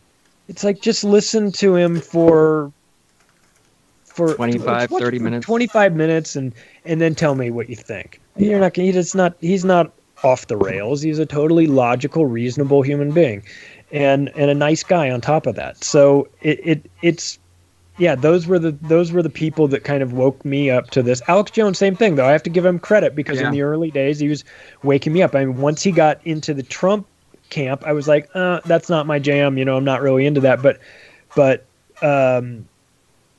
we've been watching him lately because he's been having Jay Dyer co-host the hour, dude. And Jay's like, we're all in this group Telegram chat, this Union of the Unwanted Telegram chat. So Jay's like, hey, I'm going on in like 10 minutes with Sam Tripoli, and we're like, oh geez. So we all were like watching it live and everything. So like I'll watch InfoWars if it's going to be someone on there like that for sure. But I'm with you. I feel like he kind of lost to a certain extent some of his audience or maybe some of his credibility when you partner with one team or the other, when it's like, hang on a second, you have been rightly accusing both sides of horrible shit for the last 15 years. This is not a time to pick sides. You know, I mean, you got to remain objective. I like the fact that I hate both sides just as much. You know, I don't trust either one of them. So I just sit, you know, I'm not cheering for either team. I know some people say, well, that's very convenient of you. It's like, well, it's actually very inconvenient because I'm in such a small minority that I don't have too many people on my side, because when I criticize Trump, everyone's like, fuck you, you Democrat. I'm like, I'm not a Democrat. Or if I say anything about, you know, Joe Biden's mental capacity, they're like, oh yeah, you and your Trump. It's like, who said that I'm on Trump's side? Nobody. Exactly. I don't like either of these people. Just because your person's defective don't make the assumption that I'm pulling for the other team, because there's you know, I don't like either side. But so Alex, I think, lost a lot of people when he kind of took a side, and that happens. I mean, I'm sure the originals, you know, like his Sorry to cut you off there. Yeah, I would prefer he being back in the middle, fighting both sides equally, but whatever. Yeah. And I think, I mean, that really hurt me though. Honestly, like, I don't know, like it really just felt got stabbed in the back. Just like, really? I mean, I was trailing away, wasn't really, tune in every now and then. Like, what nonsense? What crazy? What's going on? And then you're like, oh, geez. And then, yeah, I'm all in on Donald Trump. I'm like, dude, Yeah. no, Please don't. oh, don't. And then, like, yeah, the original people leave a lot, not all of them, but and then now you get an influx, just a bunch of. But like you said earlier, which is super valid, and we'd rather have some people, awake to some degree, to the nonsense, that just all of it, and let them LARP out, whatever. Just don't bring it over here. Discredit everything. But Lee, are you still with us? Is he still with us? Yeah, I'm still here. Sorry, buddy. How are you doing? I can't see you. I'm doing great. Good. I'll turn my camera on for a second. There he is. So, what do you make of it? All this? How'd you get into this? There. I know there's a lot there, but I mean, how did you? I mean, obviously, all this internet nonsense, but I mean, you had to have something like when you were paying attention to even start paying attention to this stuff. You have to get, you got to get the itch to some degree. No, I did. Like I said, that's it. For me, the thing with the Hampstead kids over in the UK 4 years ago, that really sucked me in. And like I said, that's why I know a lot of the people involved in the game. Like I said, I just call it the game now at this point. And there's so many people that are out to expose each other that it makes it very difficult to, like I said, not get involved with one side or the other. And the paradigm's so polarized right now. Like I said, like I said, I like David Icke. There's, Alex Jones. If you don't listen to both sides, you're going to get caught up in the middle. And so that's where you just, like I said, it's the really fun part about this stuff is being able to have discussions and disagree and learn to disagree. I think that's where a lot of people, when they don't agree with each other, they start gaslighting each other unintentionally. They go get their friends to start ganging up on each other in the chat rooms. And it, like I said, it becomes an echo chamber and you can't really have civilized discussions anymore. No, it's true. And that's a good point. I mean, it's just like, to not listen to both sides, I think is incredibly irresponsible. I mean, not only for everybody else, the point is if you're gonna, obviously you go to one side, you're just gonna get bent out of shape and dragged into just really silly reactionary nonsense where you're just gonna get emotional over nonsense. But I mean, so the Hampstead, like that, those cases brought you in, but I mean, how long have you been like paying attention to conspiracy, not that kind of thing? Just overall, Lee, I'm curious. I don't think we've ever talked about that. Oh, great question. Like I said, it's been so long now that, like I said, when I learned about my own connections to this cult, boarding school stuff that I got involved with back in high school, an article came out on Mother Earth by Maya Sklavitska about the connections between this and a bunch of just really crazy stuff. So I started paying attention to things more. And like I said, when I was sent the Hampstead kids stuff, I started just really following that stuff. I found out about this lady named El Coyote who had a webpage about it. And she was just keeping up with the court case. And that's where I really learned my lesson. You can hear a bunch of stories and stuff, but until you get the court case number and start following the actual court cases and the people involved, you're just hearing one side or the other, speculating about one side or the other. So that's when you actually started digging in, reading, the what's the name of it? I can't think of it. My brain is dying. Transcripts, court transcripts and whatnot. This is the blind items webpage. There was a lot of different things with the Pizzagate stuff that you can look into. And so that's where I was just looking, going, okay, there's this whole thing with the satanic ritual abuse stuff that is being exaggerated a little bit, in my opinion. So yeah, that was the Satanic Panic. I mean, if you look at it, that's one thing that's one thing that brought me. I think that's having growing up in the church with like evangelic, that kind of background. I remember them. Like, my favorite band was Black Sabbath. I can't control what my favorite band is when I'm 5 years old, right? But I know I love it when I hear Iron Man and War Pigs. That's my favorite song. And I know I love that song. I know I love Black Sabbath. I can't control that. And the fact that it's Black Sabbath, and then I'm getting handed, you listen to this backwards. It says, I love the devil and blah, blah, blah. I'm just like, oh, cool. I haven't, like, all of a sudden it's like the rebel in me or whatever as a kid wanted to explore that weird, you know what I mean, that angle. I guess when you force that stuff down a kid's throat, they're gonna rebel, obviously. So I mean, I remember going as a kid, like going looking at Black Sabbath records, like, I really want this, but I'll never be able to have it. But like, I don't know. It's just a weird. Well, you're right. That story is so fascinating. Yeah, it's digging in. You find out about the Tavistock Institute and Laurel Canyon and Franklin National Scandal Institute stuff. Oh yeah, Tavistock. Yeah. Martin Franklin's. Yeah, it's one thing leads to the next, leads to the next. Yeah, it's a crazy world we live in, and unfortunately, some of the stuff is true. Some of it's true. Yeah, I mean, some of it's so salacious and trash that, I mean, and then that's, oh, look at what you guys see, that wasn't true. I don't know the Presidio case. I don't care. Like, I've never had a chance to really, really research the Presidio case, so I don't want to speak on it and act like I know what I'm talking about. I just know what I think I know about it is they brought that out with a daycare, and then all of a sudden, with Michael Aquino behind it and blah, blah, blah, and then all of a sudden, you got,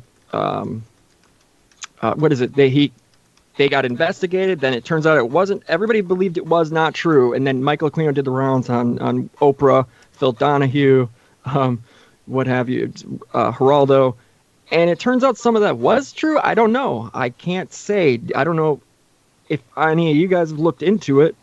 It's kind of a weird rabbit hole for like conspiracies in general, because it's one of the darker, horrible areas to go, rabbit hole to go down. But I mean, somebody has to do it.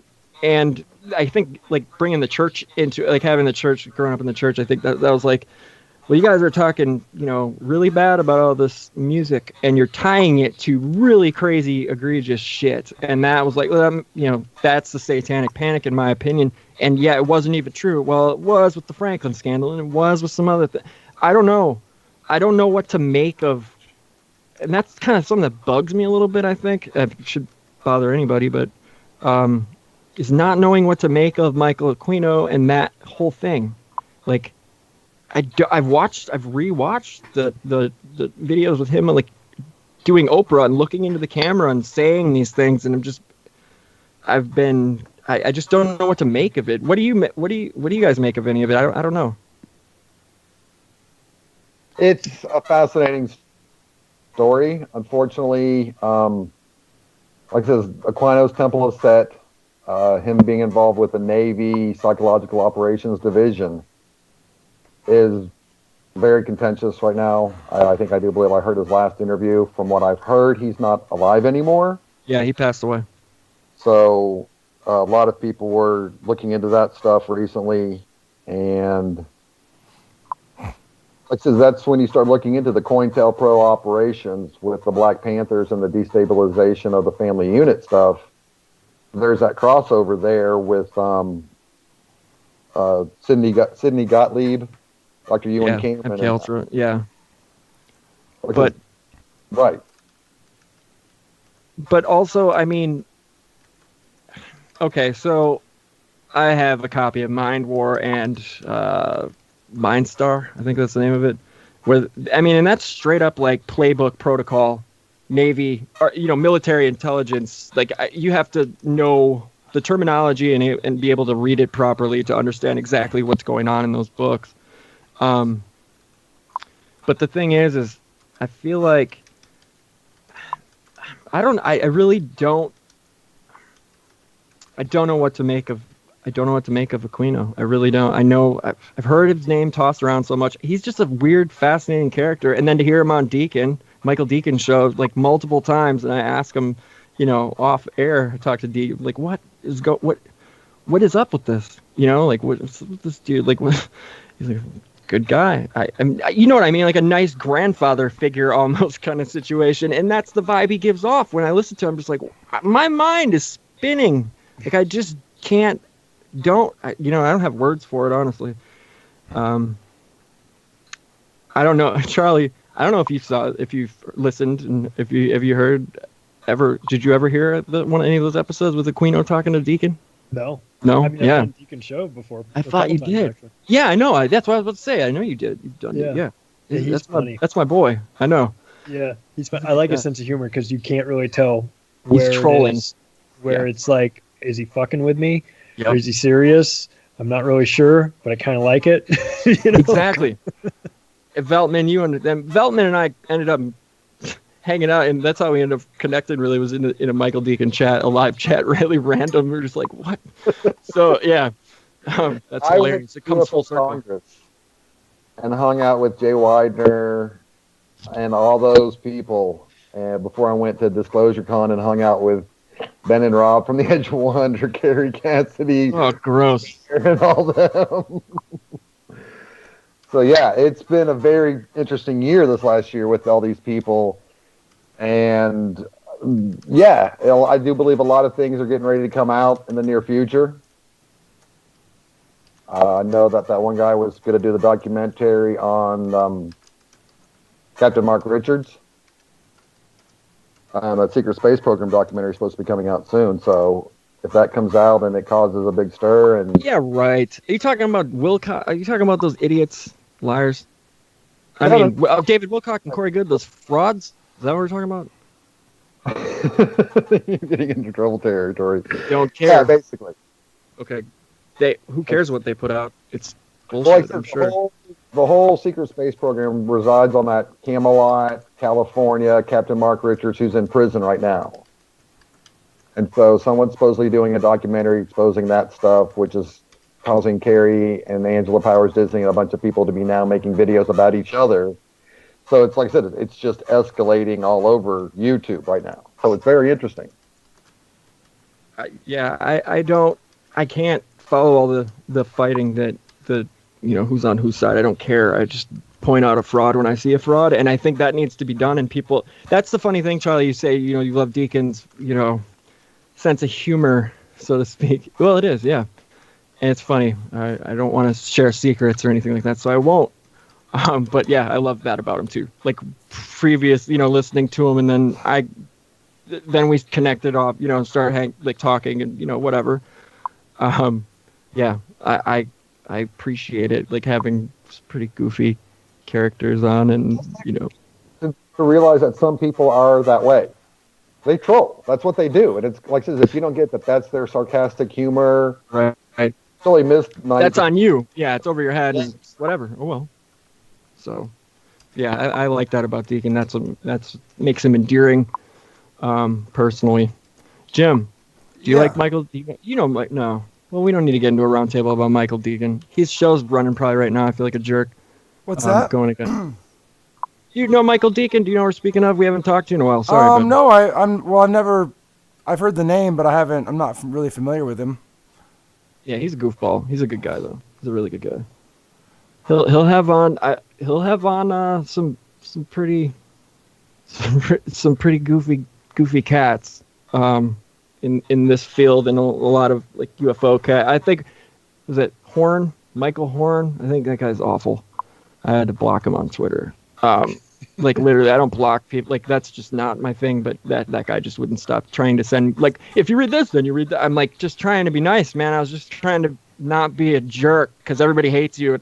Not to be mean. You know what I mean? But I get Who's it. This guy?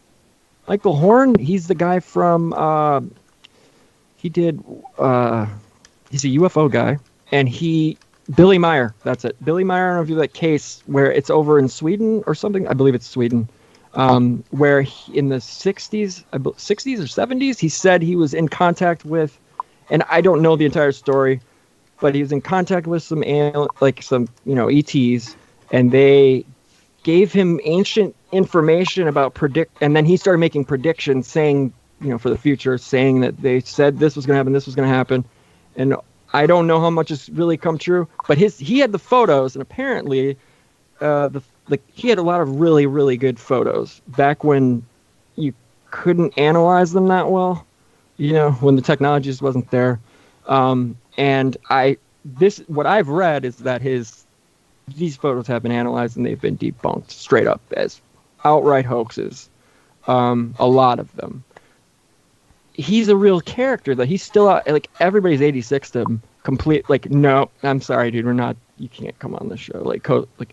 Coast to coast, everything, bro. He's done, because he just won't stop. He'll keep saying, I'm saying, I just was decent, to him, yeah, man, cool, thanks, the exclamation, bye. And then all of a sudden my inbox is just filled with, if you thought that was good, then check this out. And I'm I didn't say it was good. And then you got 15 articles, and then all of a sudden it feels like he's the type of guy that would call you at 4:00 in the morning. So, did you read those articles that I sent? You know what I mean? Oh man, dude, no. But the troll game, Michael Deacon's pretty legendary. So, are you saying that the 20 and back program is not true? What is that? Is that the Mars jump? What is it? Program? What have you? To Mars. Yeah, the jump room. TRW building in El Segundo. Me and Barack Obama. Oh man. Yeah.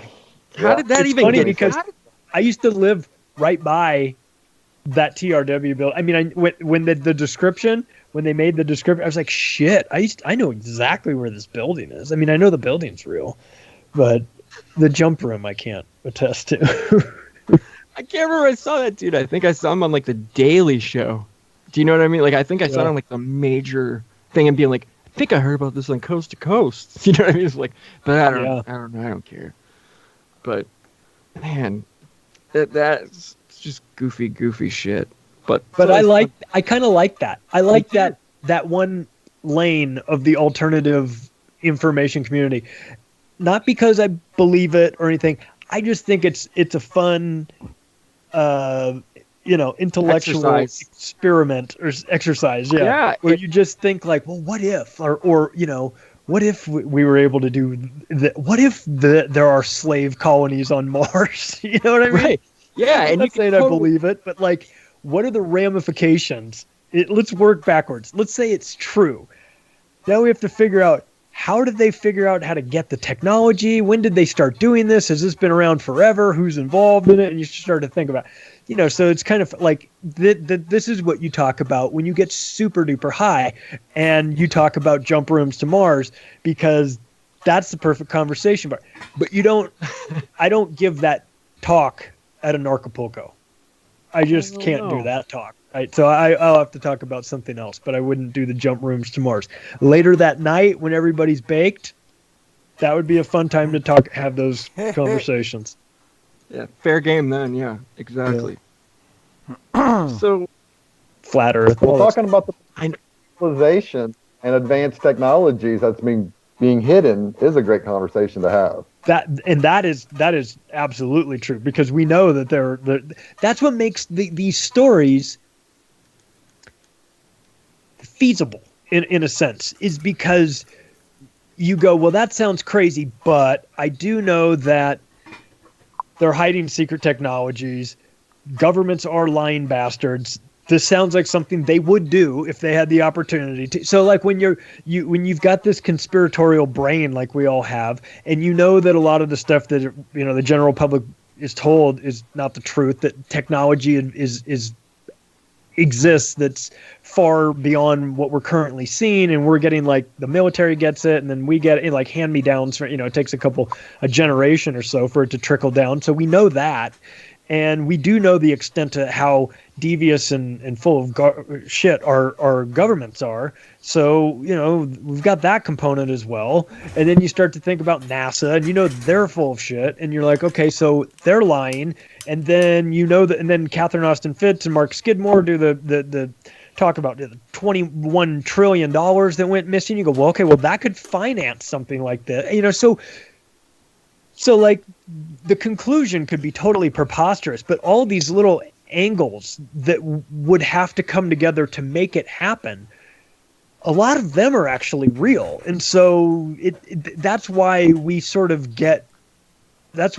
of in a position where we could potentially believe 20 and back missions, you know what I mean? Because it's entertaining. We can entertain it for sure. We can entertain the idea of it, not necessarily, get on board with it, but just we could understand that this, the sorts of things that would have to happen to make that possible are the sorts of things that are currently happening, in a variety of ways. And so who knows?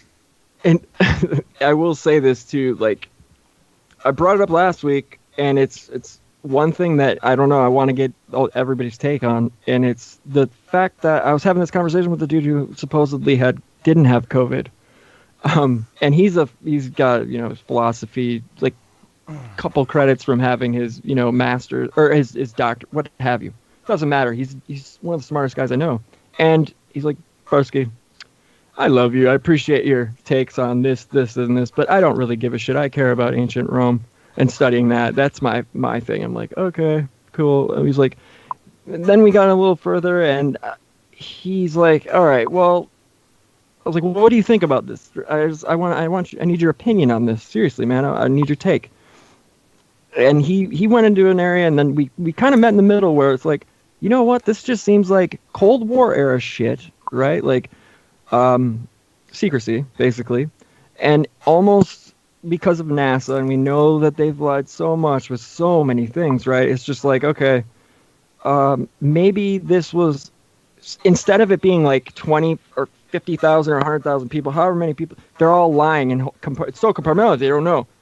No, I think it's probably just they all were caught running a lie. Do you know what I mean? Like, okay, let's cover this couple things, but we'll tinker this and pump the machine up so hard that by the time 10 years comes around, everybody's already on this one track and believing it.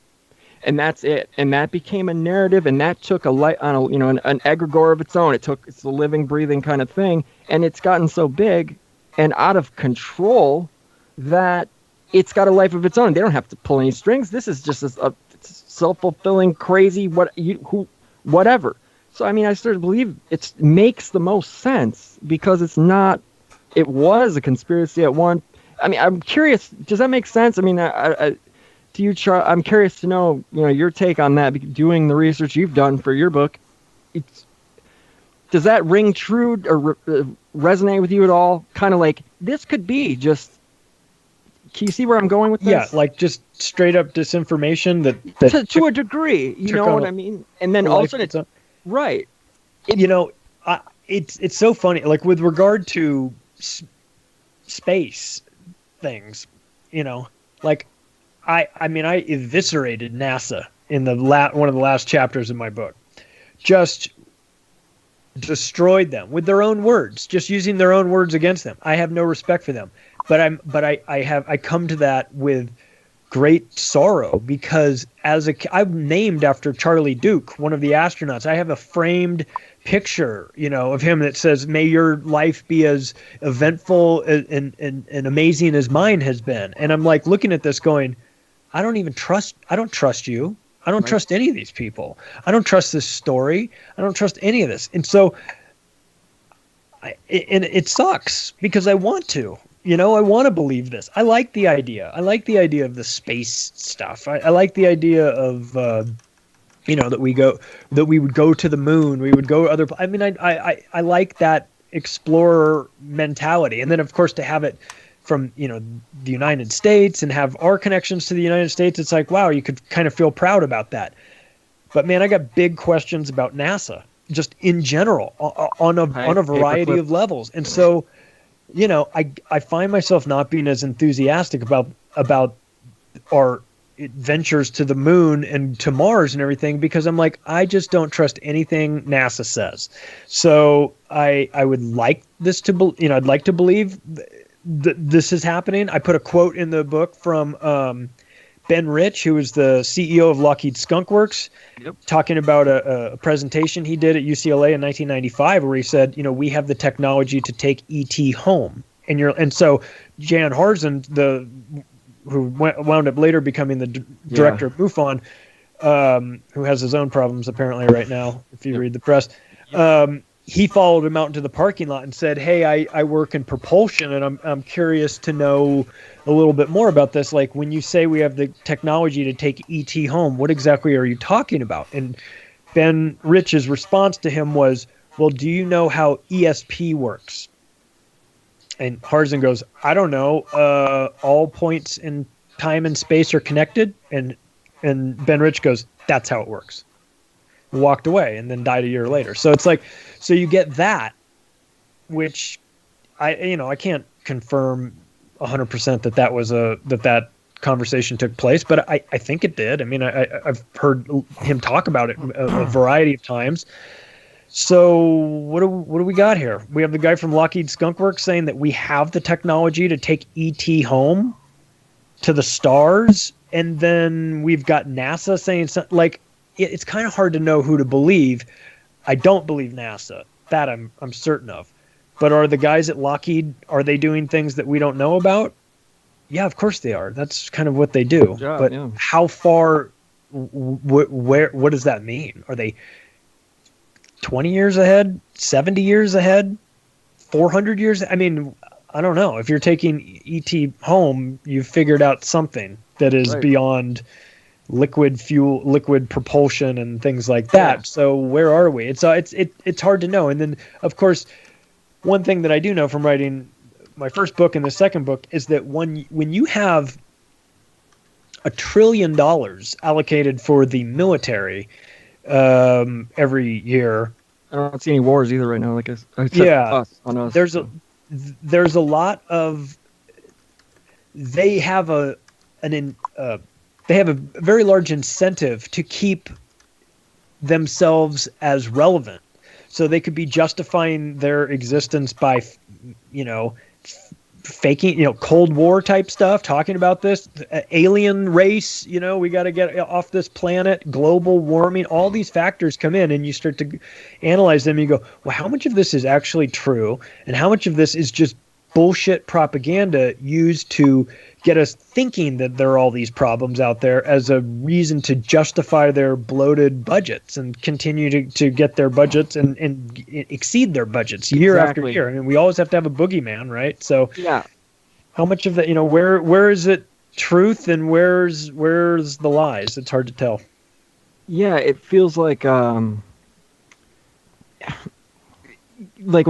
paperclip, and obviously that and the Nazis, you almost start to think like, okay, so with all this money going into the defense, that's hilarious, budget, and into the military, and then all these projects, it seems like when as a kid, right, they seem to, when we were kids at least, they'd have you hyper focus on something where it's like, so who's your favorite astronaut, right? Like, what's your favorite blah, blah, blah. And then kids will hyper-focus on these. They'll get you to look in a direction, and look at what's your favorite. That's when the dinosaur thing just gets me. As when I think about it, I'm like, holy shit, that's space, dude. Nowhere else do they push dinosaurs.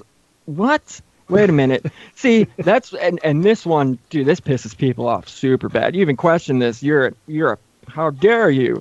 Dinosaurs. Where have you seen dinosaurs? Really? You picked up some bones? There's no real bones apparently at the Smithsonian, conveniently, right? Oh, they have real bones, but you can't see them because they are radioactive. So they're encased in lead and then hidden way under the bowels of the Smithsonian. Yeah. Like, really? Okay. And they were financed by the Rockefellers, too. There you go. I don't need to say anything else. Nobody. We could all walk away right now. Yeah, and their symbol is very closely resembles the Jesuit sort of symbol. The sun with the trendles of fire coming off of it. Yeah. The Smithsonian logo. Yeah. Yep. There you go. Sorry, sidebars. No, you're full of them. Speak up more. No, but it seems like, okay, they'll get it, and then that turns into its own monster. And I think they figured that out a while ago and put that in, like, to the curriculums. Like, seriously, though, I mean, I don't know how big of dinosaur... I don't know the age difference here, Charlie and Lee. But they had us hyper-focused on space and dinosaurs. Those are the two... Like, if there's anything you go, knowing what I know now and reflecting back on that, what was it? Yeah, that was effed up. Well, like, and the I don't globe. care. Oh, that too. I mean, that's another thing. It's like, and yeah, the globe, they didn't push that. They didn't sell, what's your favorite? No, just what's your favorite dinosaur? Who's your favorite astronaut? You know what I'm saying? Yeah. But the globe thing is totally there. It's just an assumed thing. It's like, you don't. Well, it's just the first things you feels learn. right.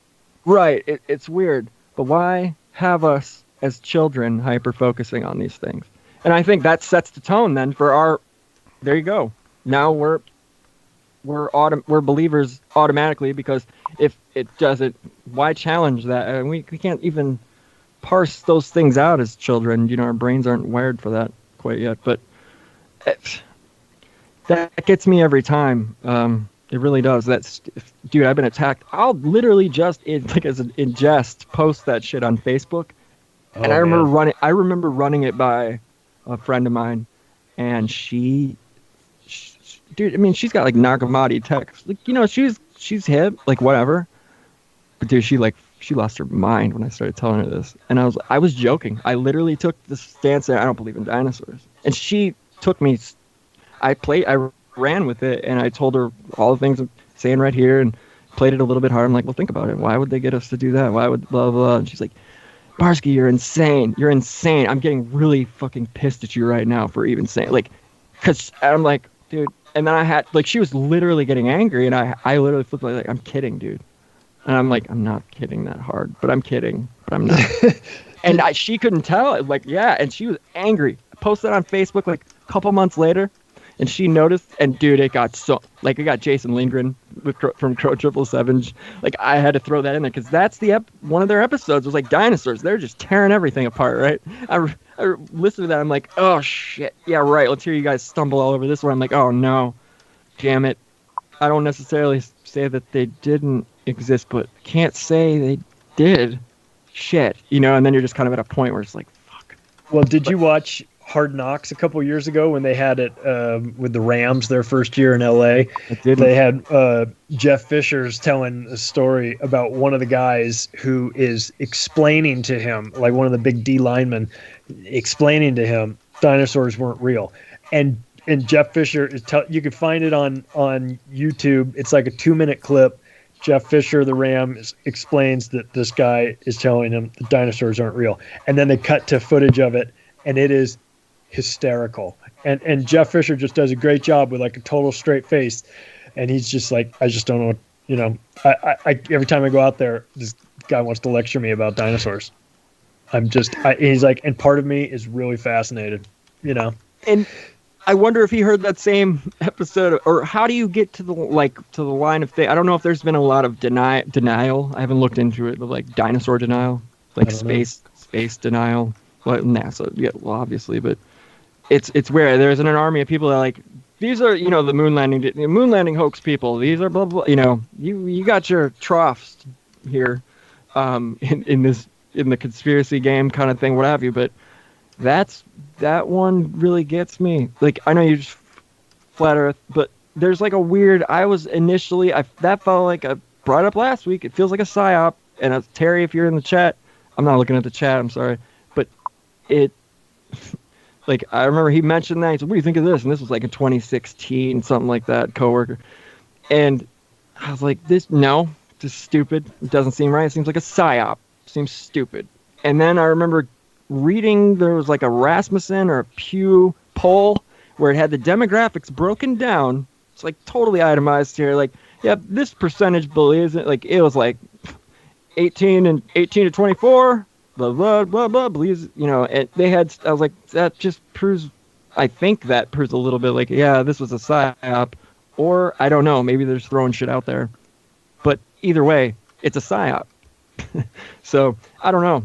I really don't have a hard and fast it's comical. It really, I mean, the flat earth thing is comical. People like they live and die on that hill. I'm like, that's not my bag. I'm not gonna sit and throw out, it's just like David Icke. 90% of what he talks about is completely rational, and then you got that 10% with the reptilian things where people can't handle it, and they flush all of his work down the toilet because of that 10%. I refuse to do that with with researchers like this. I can't. It's ridiculous. I just can't do it. There's just too much meat and good. There's too much alchemical gold. Did you ever see the interview that Billy Corgan did on Howard Stern where he told the story? Joe Rogan. I saw that. I didn't see the Howard Stern. I know he's talking about the reptilian, right? Where he saw the eyes. Yeah. Did you guys, Jim? Or Lee? Did you guys hear that one? No, I didn't. Yeah, he apparently he went on Stern too. Then did he? So what happened? Yeah, he was at a party, some Hollywood party, like a cocktail party, and he turned around and the guy right near him turned into a full reptilian and shape-shifted back and made it clear that that's who he was. And he's and I guess his explanation was I can't explain what I saw, and he didn't want to get into it too much, but I guess he did. He's mentioned it twice. And who is this you're talking about? It's Billy Corgan from Smashing Pumpkins. Oh, really? Talking about, yeah. I don't. He's also a big funder of Alex Jones. So they're buddies. I know they're buddies. They're buddies. Yeah. He's given him money, to support his thing. I've seen that. So he does wrestling too, though. Yeah, he bought a wrestling league. Yeah. He what? So Billy Corgan bought wrestling. a wrestling league. I guess he was super into wrestling as a kid. So. As a kid, yeah, and he runs that. So I mean, you put that together, that just makes me think a little I don't know. But I mean, why would you go out and just make that shit up? No, yeah, I mean, I don't know. I'm sorry, I believe Billy Corgan with that. I do. I didn't hear those right. He didn't seem to have a reason to be bullshitting, but that's the thing. You never know. It's you don't know. We don't know these people. I don't know anybody that's ever had a reptilian experience, so I can't say. I mean, if it happened to me, I would, and I was trying to tell other people, I'd have to choose my audience carefully and word it properly, and I think I'd probably be saying something similar I can't explain what I saw, but I saw what I saw. That's why it seems totally plausible that that's legit, that happened to him. That experience to him, he believes it, what have you. Let him have it. I'm not going to go out waving a flag saying you're a freaking liar. And I think the follow-up question was, were you on drugs? And the answer was, I was totally sober. Yeah. Yep. So I don't know. Listen, if there's one thing I've learned after, mushroom trips and ayahuasca and DMT and everything, is that if we are basing what is possible and what is actually happening on our planet based on what we can just see or sense in our sober form, we're really limiting ourselves because there's so much more. There's so much, I mean, if you're talking about the infrared light spectrum or just the fact that I could hear, I've done acid before, and I could hear conversations that my buddies were having 3 rooms over where they were whispering, and I could hear it crystal clear. And it's okay, well, I don't know how I could do that, but I could do it. And and so it's like magic, or when you're tripping out and you're seeing things that aren't visible now, but are visible because you drank a potion or you ate some mushrooms or anything. It's well, now I understand that I don't understand anything. It puts it on a spectrum. Everything on it's weird, dude. It's and people that don't have that, haven't experienced that, you can't, you know what I mean? You have, that's the moment where you're just dude, there's more to this. Yeah. Well, I'm sorry. Have you guys heard of the Santilli telescope? No. Santilli sounds kinky. He's a telescope designer. I think he's still alive now, and he pretty much it's 2 telescopes put together like binoculars, and one of them has regular telescopic convex lenses, and then his Santilli lens is like a concave lens, so it inverts the light. Instead of focusing the light together in one spot, it spreads the light and makes it really wide. And so the inventor of it, he swears that you can use it to see extraterrestrials or other entities because of the way that the light bends. And the regular telescope is modeled off of the way our eyes work, but the Santilli lens is completely opposite of that. And they use them in binocular setup so that they're both focused on the same area, and they both take pictures of the same thing, and then they compare them, and they can see, supposedly there's entities or aliens. And the Vatican has a bunch of these Santilli telescopes, these binocular telescopes.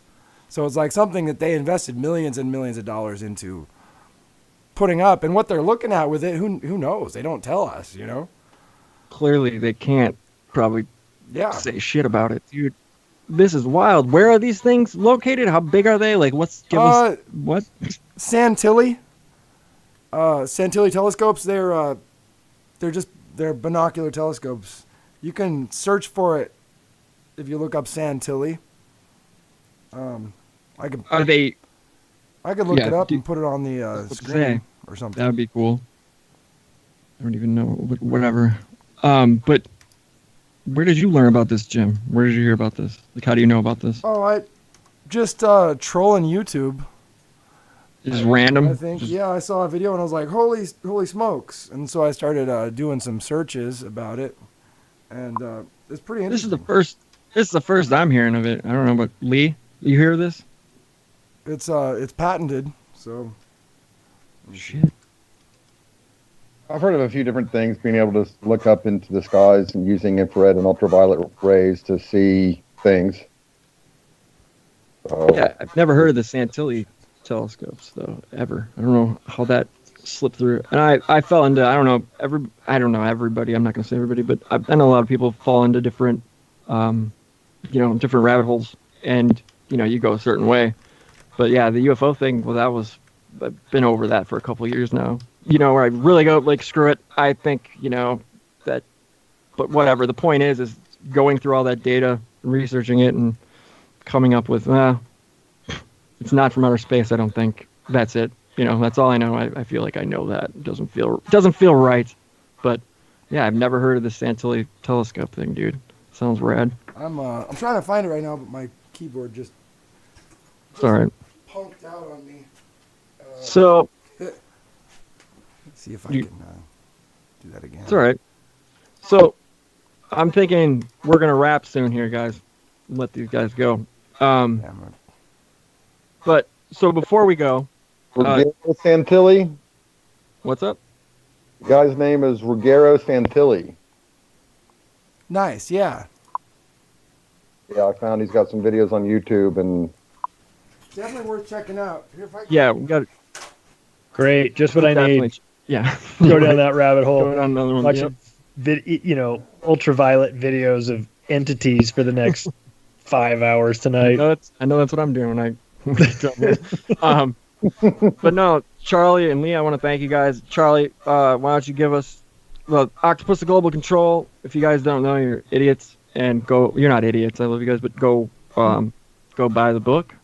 Charlie, do you want your website and all that? Sure. Goodness. Yeah. Well, if you want to buy the book, you can get. If you like the paperback, you can get it at Amazon or BarnesandNobles.com. But if you like the digital version, you can just get it at my website, theoctopusofglobalcontrol.com. Just donate $10 or more on PayPal, and I send over a PDF version and an EPUB e-reader version. So, and then I just tell you, share it with your friends and family. I don't care. I'd rather way to do it. The info be out everywhere, as much as possible. And then I've got a podcast called Macroaggressions, which is a whole lot of fun to do. And my guest this week, which will go live in, a couple hours, is Jason Bassler from Police to Police and the Free Thought Project. He's a good dude. So, I do an interview each week, and I do a monologue each week as well. And it's been fun. It's good to get the kind of get it out of my system, so to speak. so that I don't feel like a crazy person this whole year, with everything that we've been going through. It's easy to feel like you're losing your mind. So at least I'm talking into a microphone that records it. I don't know if I'm talking to one person or, thousands of people. But cool. The feedback that I've gotten so far has been beyond anything I could expect. So I'm going to keep doing it as long as I can, because I feel like, it's important for us to talk about these topics, even if they're really dark and disturbing, because, some of this stuff flourishes because nobody wants to talk about it. And so it continues to happen. So I feel like it's, on the one hand, it's not fun. And so that's why I infuse my dark, warped sense of humor into the book, to try and make it as funny as I could, because the topics are so serious, they're so important and have such a big impact on us as a society. So it could be tempting to be like, oh, it's all going to shit. What's the point? What's the use? It's like, no. This game's not over yet. We still have some time. We can still take back control. We live on a beautiful planet that is amazing. There's a lot of cool human beings on here too. There's some shitty ones that are in positions of power, but we're figuring out who they are, and there's still a lot to be hopeful for, even during this current year, which has been weird to say the least. No, I agree. The hopeful thing is like part of it. We have to be able to laugh at these things, and that's why I appreciate this conversation so much. Like, this is like whatever, just hang out, shoot the shit. There's no whatever. We need to be able to laugh at. We need to be able to look at these things. And I mean, yeah, it's really dark, but whatever. I mean, as long as, like I said, we can laugh about these things. It's like, all right, just keep. Be hip to things. Hate the woke word, but it's true. Like, just try and be aware of it. And Lee, what's up, buddy? I want to say goodnight, pal. And why don't you tell them where everybody can find you and your buddies? Yeah, I'm over on the We've Read the Documents YouTube channel with John Brism.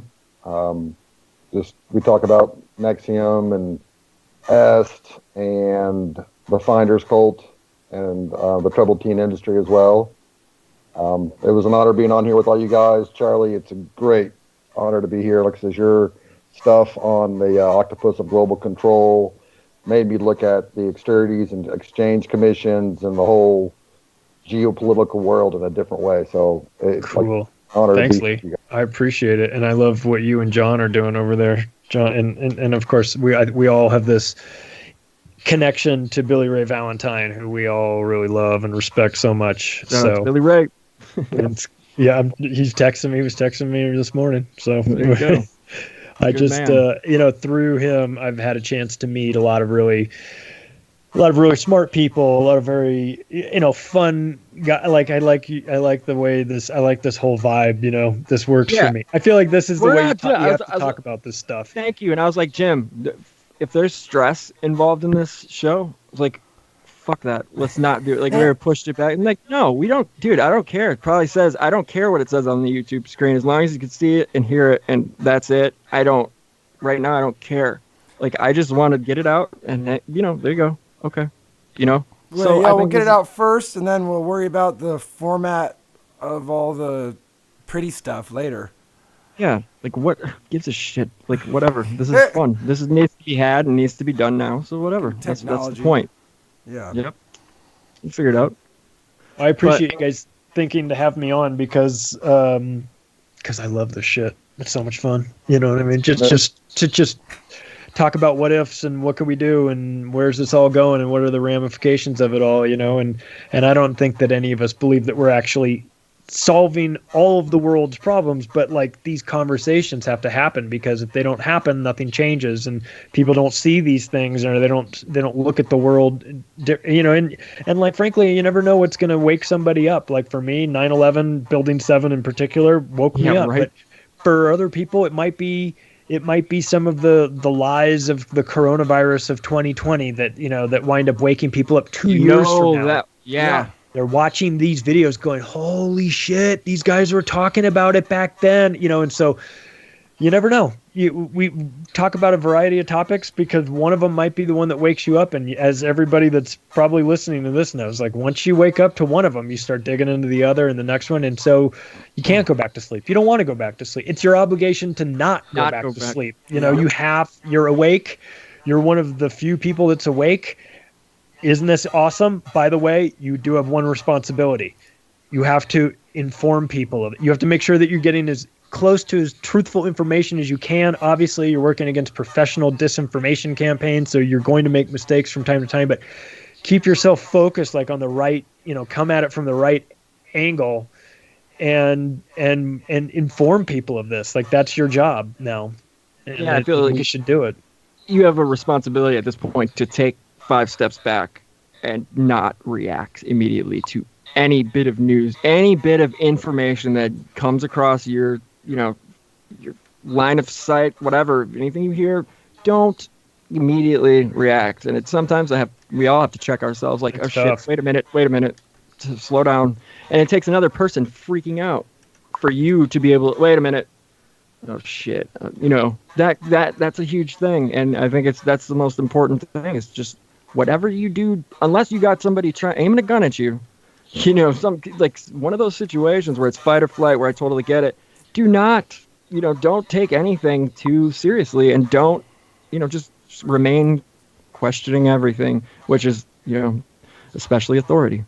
So, and that's what kind of punk rock, getting into that at such an early age, was like, oh, thank God. And that's the fucked up thing about all this, is all the people, dude, like 80% of my friends that I grew up with that are still doing a lot of, and artists that are out there still making music and touring off of shit, they're falling prey to the first rule of punk rock, which is like, question authority. I'm like, what are you doing? Put in this, you believe this? Like, seriously? Are you kidding? And I'll call them out, even on, like, I'll do it on social media, but I won't do it publicly. I just privately, I'll do it. And it's like, we've been friends for 25 years. And seriously, you're putting this shit out there? Like, really, dude? Come on. and then I'll literally make it a 3-paragraph thing where I'm citing things. Prove, like, go look into this. Go look into this if you want to. Check it out. I'm not trying to be a dick, but dude, check it out.